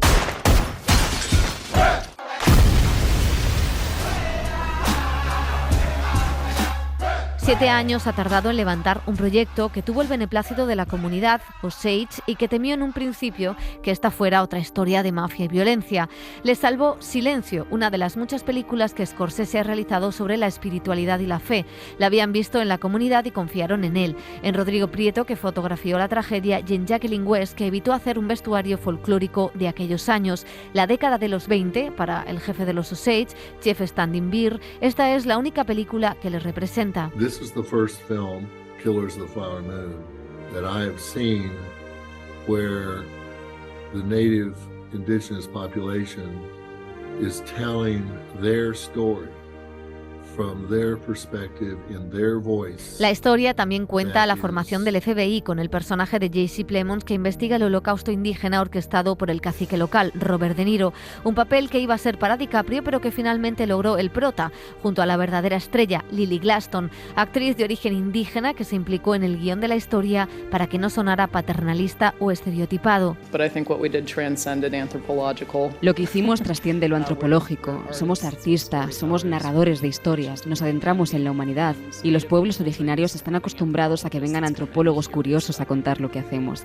Pero aquí se preocuparon por contar una historia que traspasara la pantalla. ¿Por qué diablos el mundo no sabe de estas cosas? Ellos fueron allí como seres humanos, no como alguien que estudia a la gente. No hay otra forma de contar estas historias. Scorsese baja el ritmo y el montaje frenético, de nuevo en las manos de Thelma Schoonmaker. La película es ahora solemne y larga, con casi 4 horas de duración, con una clara intención. La duración fue intencionada. Quería contar muchas cosas de la historia. Me importaba mucho que hubiera escenas no narrativas, pero que describieran la cultura de los Osage. Por ejemplo, mostrar cómo eran los funerales, cómo se ponía el nombre a los bebés, las bodas, lo que significaban para entenderlos mejor viendo cómo viven y no solo empatizar con los americanos blancos. Al meter todo eso, la película iba a ser más larga, pero era importante hacerlo. Los asesinos de la luna se recrea en contar una cultura ancestral que el cine siempre ha menospreciado o maltratado con estereotipos, violencia y victimización. Pero va más allá de todo eso. Es una película de memoria histórica, pero también del presente, pues habla del racismo y la banalidad del mal que están en la sociedad, como reconocían los actores. Nos hicimos mucho más conscientes de este racismo sistémico después de George Floyd. Lo que pasó allí en Oklahoma en esa época nunca lo supimos. Nos enteramos de la masacre de Black Wall Street mientras rodábamos. Es la banalidad del mal, eso es lo que tenemos que tener en cuenta. La perseverancia de Marty y su pasión por contar la verdad de sus historias, por muy feas y sucias, o raras o incómodas que sean, es lo que le ha convertido en un maestro y en uno de los grandes directores, que no tiene parangón. Es un director único en nuestro tiempo y sigue haciendo películas increíbles que cuentan historias importantes, como esta. Además del western, reconoce el director que hay algo de thriller judicial, algo de persecución policial, de cine de mafiosos y de cine de terror y serie B.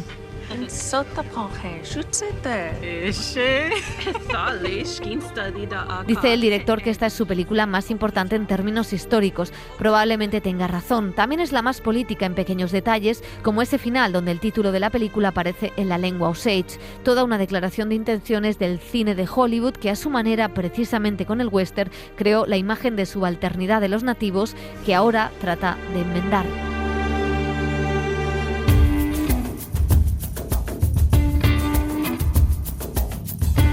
Bueno, y estamos casi cerrando el círculo en este repaso de las principales candidaturas. Decimos que la Sociedad de la Nieve de Bayona lo tiene difícil porque su principal rival, La Zona de Interés de Jonathan Glazer, ha conseguido 5 nominaciones, entre ellas Mejor Película.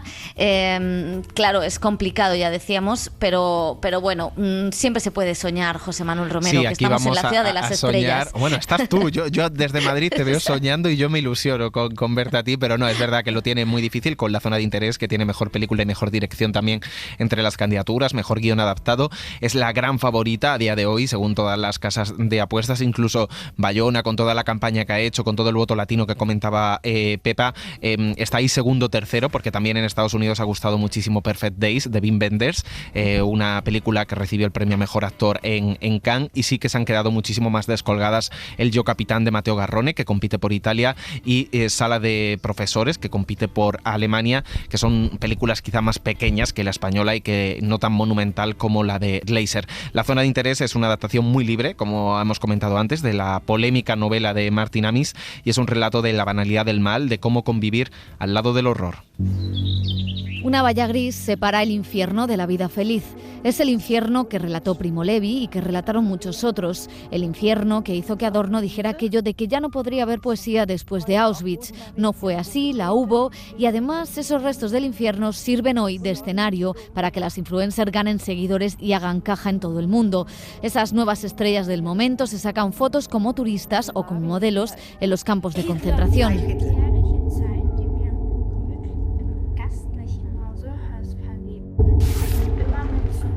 Está tan contado ese infierno detrás de la valla que la decisión de Jonathan Glazer es una de las más inteligentes para volver a hablar del Holocausto.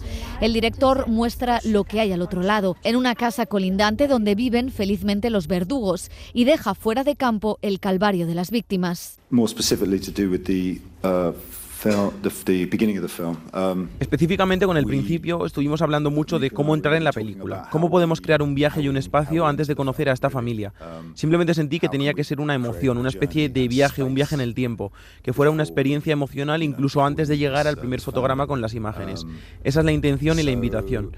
Queríamos que fuera como una preparación para el pensamiento, la reflexión y la calma, para separar de alguna manera nuestras ajetreadas vidas de lo que viene de las imágenes o algo así.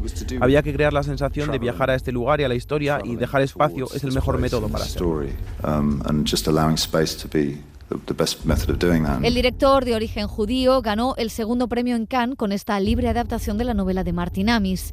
En ella, la violencia y el terror de la cámara de gas solo se infieren por el sonido, nunca con la imagen. Es probable que a Claude Lanzmann le gustase la estrategia de Glazer en esta película, en la que, como decimos, abandona el tono de sus obras anteriores. Nada de Sexy Beast, ese thriller de mafiosos en la Costa del Sol, ni de Under the Skin, el thriller con Scarlett Johansson en plan alienígena matahombres. Los buenos ratos que pasamos en la acogedora casa de los Hoss formarán siempre parte de nuestros mejores recuerdos. La zona de interés nos muestra a una idílica familia alemana que ha ascendido socialmente con el nazismo, los Hoss, que existieron en realidad. Él, de hecho, se encargó de dirigir Auschwitz y de incrementar los beneficios del campo. Mientras él trabaja, su familia vive en una casa con jardín que colinda con esa valla que impide que sus familiares y también los espectadores veamos el horror. ¡Qué flores tan bonitas! Sí, las azaleas. Aquí están las hortalizas, hierbas aromáticas, romero, remolacha. Y esto es hinojo. ¡Qué maravilla de girasoles! Zanahorias. Y aquí tengo colinabo, a los niños les encanta el colinabo. Vamos descubriendo, de hecho, poco a poco y sin necesidad de primeros planos, lo que allí ocurre. La cámara se aleja de sus actores, Christian Friedel y Sandra Hüller, incluso cuando se prueba ella ese abrigo de pieles, símbolo terrible del progreso económico ligado también al Holocausto. La actriz, a la que hemos visto en Anatomía de una caída, es una de las revelaciones de la temporada. Insiste en que fue difícil aceptar el papel como intérprete alemana. Over because it seems to be something that people do. Va a seguir ocurriendo de otras maneras. Nada más hay que mirar el mundo ahora mismo, cómo está. Estas personas no eran robots, no eran animales, eran seres humanos que fueron capaces de hacer todo esto. Y es algo que puede suceder fácilmente. Es algo que he aprendido porque tiene que ver con elegir ponerse a uno mismo en primer lugar y olvidarse de pensar en los demás. Es un tipo de pensamiento egocéntrico en el que tú solo quieres aquello que crees que mereces y apartas a todos y a todo de tu camino. Es el pensamiento capitalista.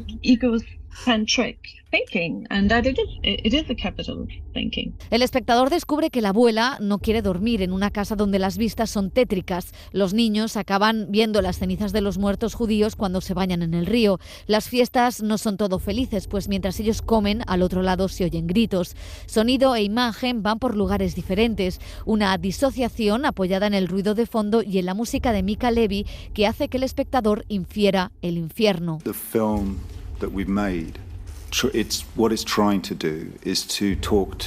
Con la película que hemos hecho, lo que estamos tratando de hacer es hablar de la capacidad dentro de cada uno de nosotros para la violencia, venga de donde venga, y tratar de mostrar a estas personas como personas y no como monstruos, que era algo muy importante.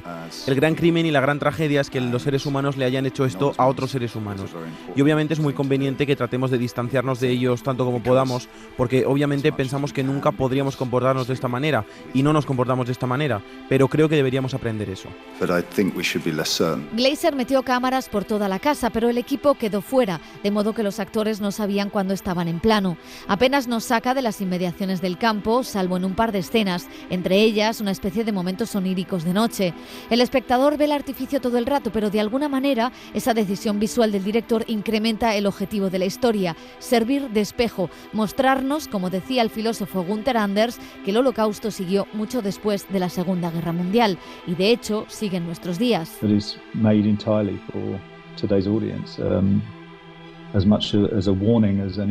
La película está hecha para el público de hoy, como una advertencia. Intentamos mirar a estas personas como si fueran igual que nuestros vecinos. Se trata de nuestra capacidad de la violencia y de la complicidad hacia ella, de cómo hacemos una disociación de los horrores del mundo para proteger nuestro propio estado mental, nuestra propia seguridad, nuestro lujo y nuestras elecciones. Nos alejamos de lo que nos impide disfrutar de ese lujo. El único punto para hacer esta película era que tuviera que ver con la actualidad.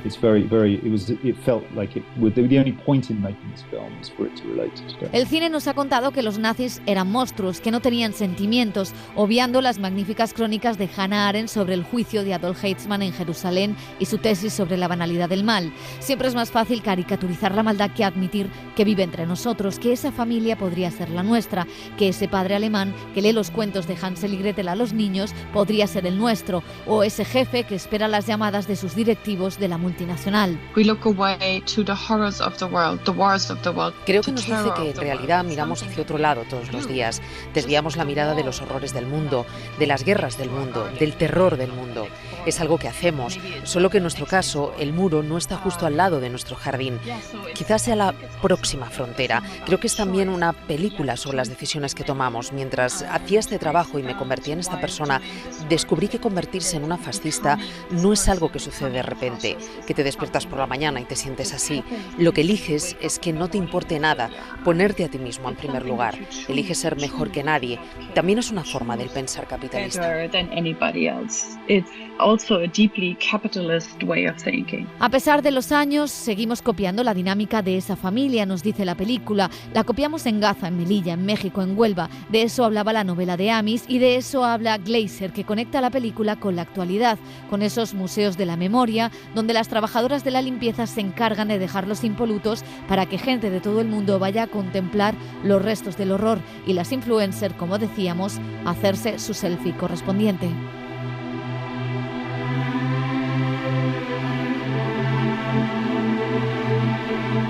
Y llegamos al final del recorrido con el Oscar a Mejor Película, 10 nominadas, mucha variedad, pero bueno, tenemos que reconocer que es Christopher Nolan, parece que se va a llevar el Oscar por Oppenheimer.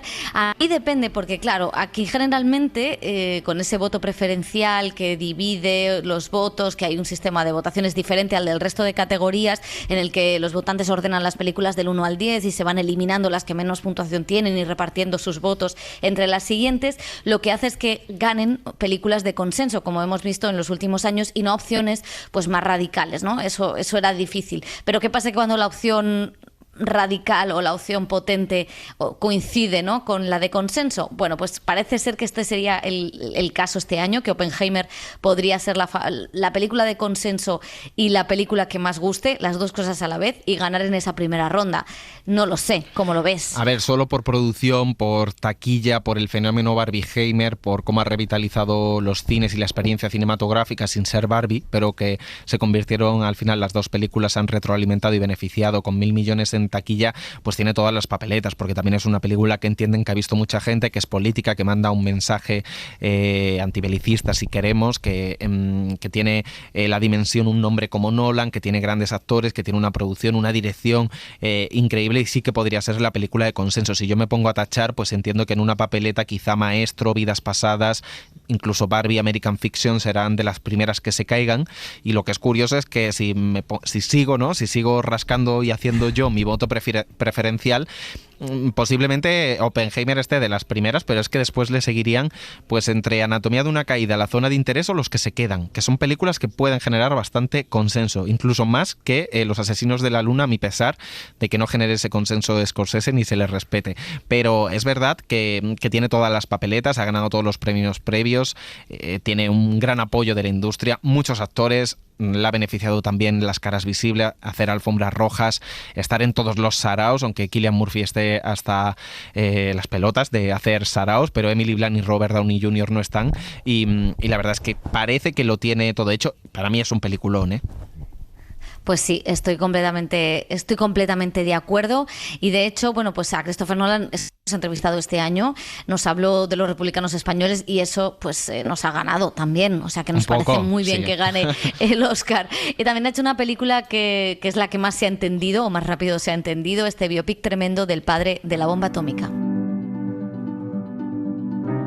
En su carrera, Christopher Nolan ha desafiado los límites de la memoria. Desde el golpe no puedo crear nuevos recuerdos. De los sueños. Introducimos al sujeto en ese sueño. Del tiempo. Viaja hacia adelante en el tiempo. Del espacio. Mundos potencialmente habitables a nuestro alcance. Y también del amor. El amor es lo único que trasciende el tiempo y el espacio.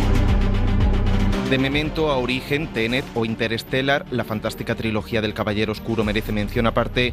Su cine es físico, filosófico y también perversamente romántico. En Oppenheimer, la nueva superproducción del director británico, convergen muchas de sus obsesiones, las de un autor humanista y científico, las de un artesano que busca comprender el mundo.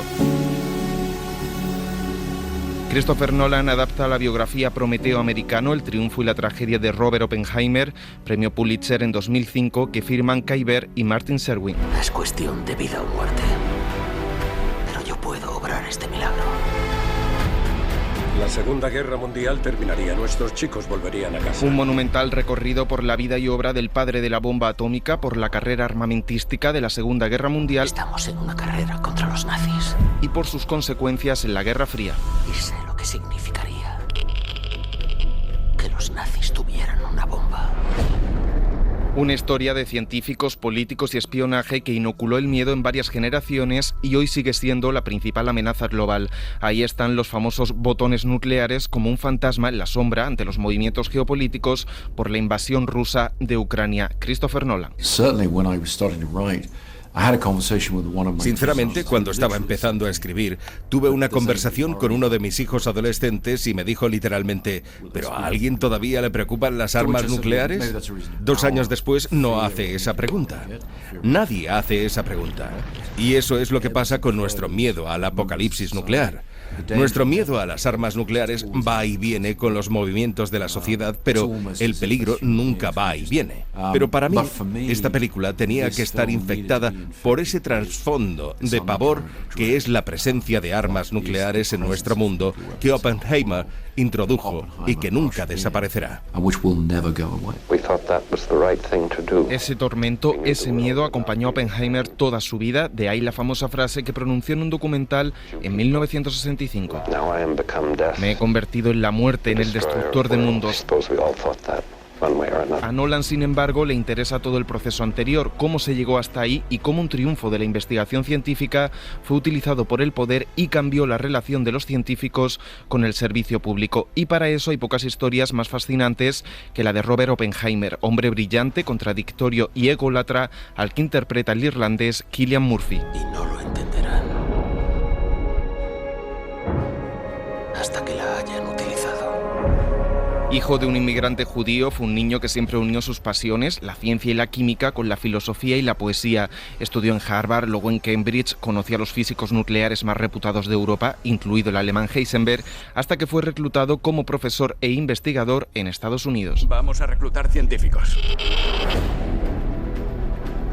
Construya un pueblo y hágalo rápido. Si no deja que los científicos traigan a sus familias, no tendremos a los mejores. Ahí, en los años 30, empezó a combinar su fervor por los átomos con su compromiso político. Impulsó la sindicalización en las aulas y empezó a asistir de forma regular a reuniones y fiestas de los comunistas americanos. Su hermano se afilió al partido, su amante, en la película interpretada por Florence Pugh, era una enérgica activista, y la que sería su mujer, el papel de Emily Blunt, estuvo casada con un joven que desapareció en España luchando con las brigadas internacionales. El mundo recordará este día.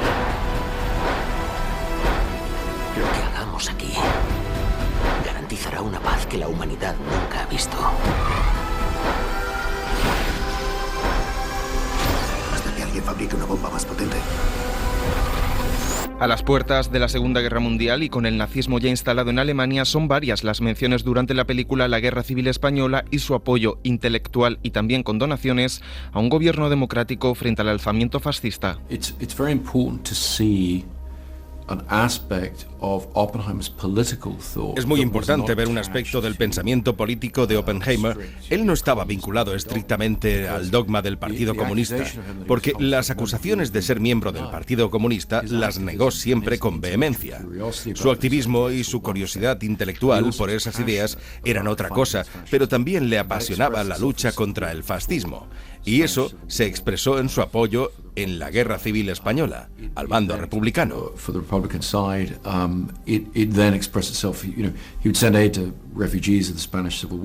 Envió ayuda a los refugiados de la Guerra Civil Española, pero también enviaba ayuda a sus colegas judíos en Alemania con el ascenso de los nazis allí. Así que era muy importante incluir eso para que la causa contra el fascismo fuera una causa con la que cualquiera pudiera identificarse al ver la película. Mucha gente que no se siente cómoda identificándose como simpatizante del comunismo tiene que entender la época. Y en ese momento el comunismo estaba alineado con la lucha contra el fascismo, que era una lucha noble. Tienen que entender eso de Oppenheimer.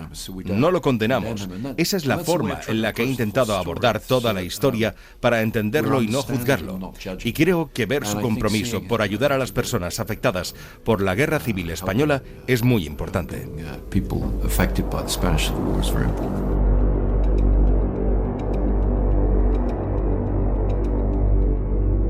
Tras embarcarse en el proyecto Manhattan y aislarse en Los Álamos, la base ultrasecreta que construyeron en Nuevo México para fabricar la bomba atómica, y los ataques a Hiroshima y Nagasaki en 1945, Oppenheimer se convirtió en una estrella incómoda para la administración americana. Eres el rey de la improvisación, pero esto no lo puedes hacer de cabeza.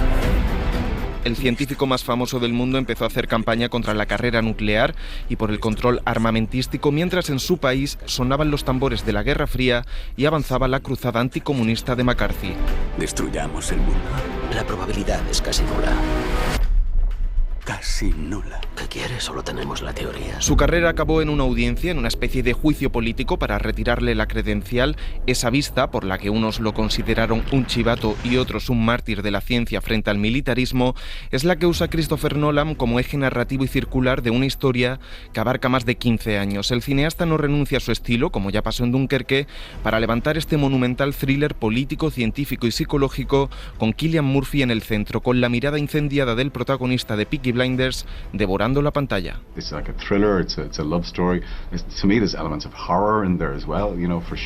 un thriller, es una historia de amor, tiene elementos del cine de terror y eso es muy atractivo para el público. La era que retrata, estés familiarizado o no con lo que sucedió en 1945, es muy envolvente.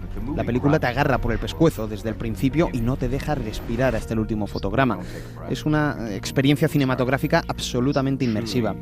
Chris Nolan dice que es como ver una película en 3D sin necesidad de usar gafas. Chris said it's like 3D without the 3D glasses, you know.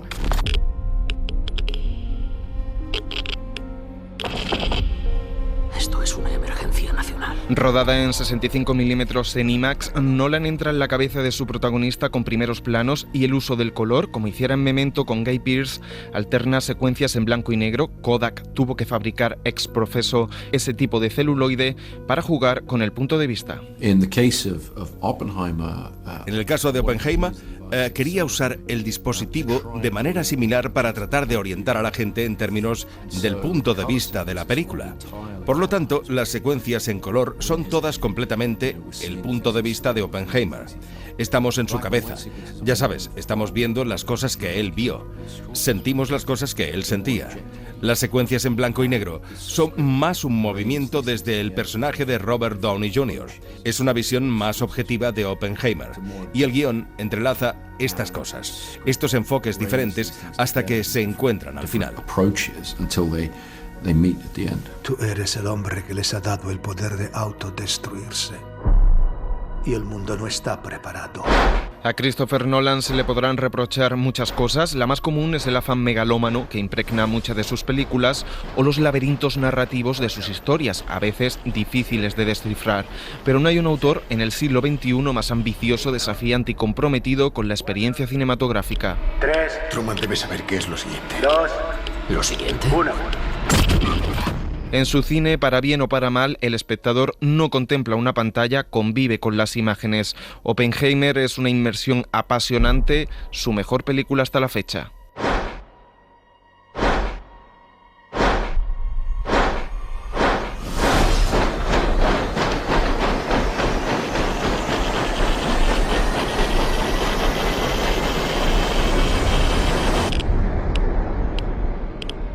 José, yo creo que con esto pues nuestros oyentes ya están preparadísimos para la gala de los Oscar. Nosotros vamos a refrescar el inglés, a preparar los cables, a prepararnos también emocionalmente y también pues para reescuchar, que es una cosa que nos gusta mucho, los discursos icónicos de los Oscar para emocionarnos, venirnos arriba, porque el cine español nos ha dado unos cuantos y queremos seguir contando más. And the Oscar goes to... My mother. Thanks to the Virgin of Guadalupe, the Virgin of la Cabeza, the Miraculous, the Sacred Heart of Mary, Saint Judas Tadeo, and Jesús de Medinaceli. And the Oscar goes to Javier Bardem in No Country for Old Men. Mamá, esto es para ti. Esto es para tus abuelos, para tus padres, Rafael y Matilde. Esto es por los cómicos de España que han traído como tú la dignidad y el orgullo a nuestro oficio. Esto es para España y esto es para todos vosotros. Thank you very much. And the Oscar goes to Penélope Cruz. I grew up in a place called Alcobendas, where this was not a very realistic dream. Todos los que desde España ahora estén compartiendo este momento conmigo y sientan que esto también es de ellos, se lo dedico, y a todos los actores de mi país. Muchísimas gracias. Thank you so much. Suscríbete al Cine en la SER. Escúchanos en directo en la SER los sábados a las 7:30 de la mañana y los domingos a las 3 de la madrugada. Cadena SER. La radio.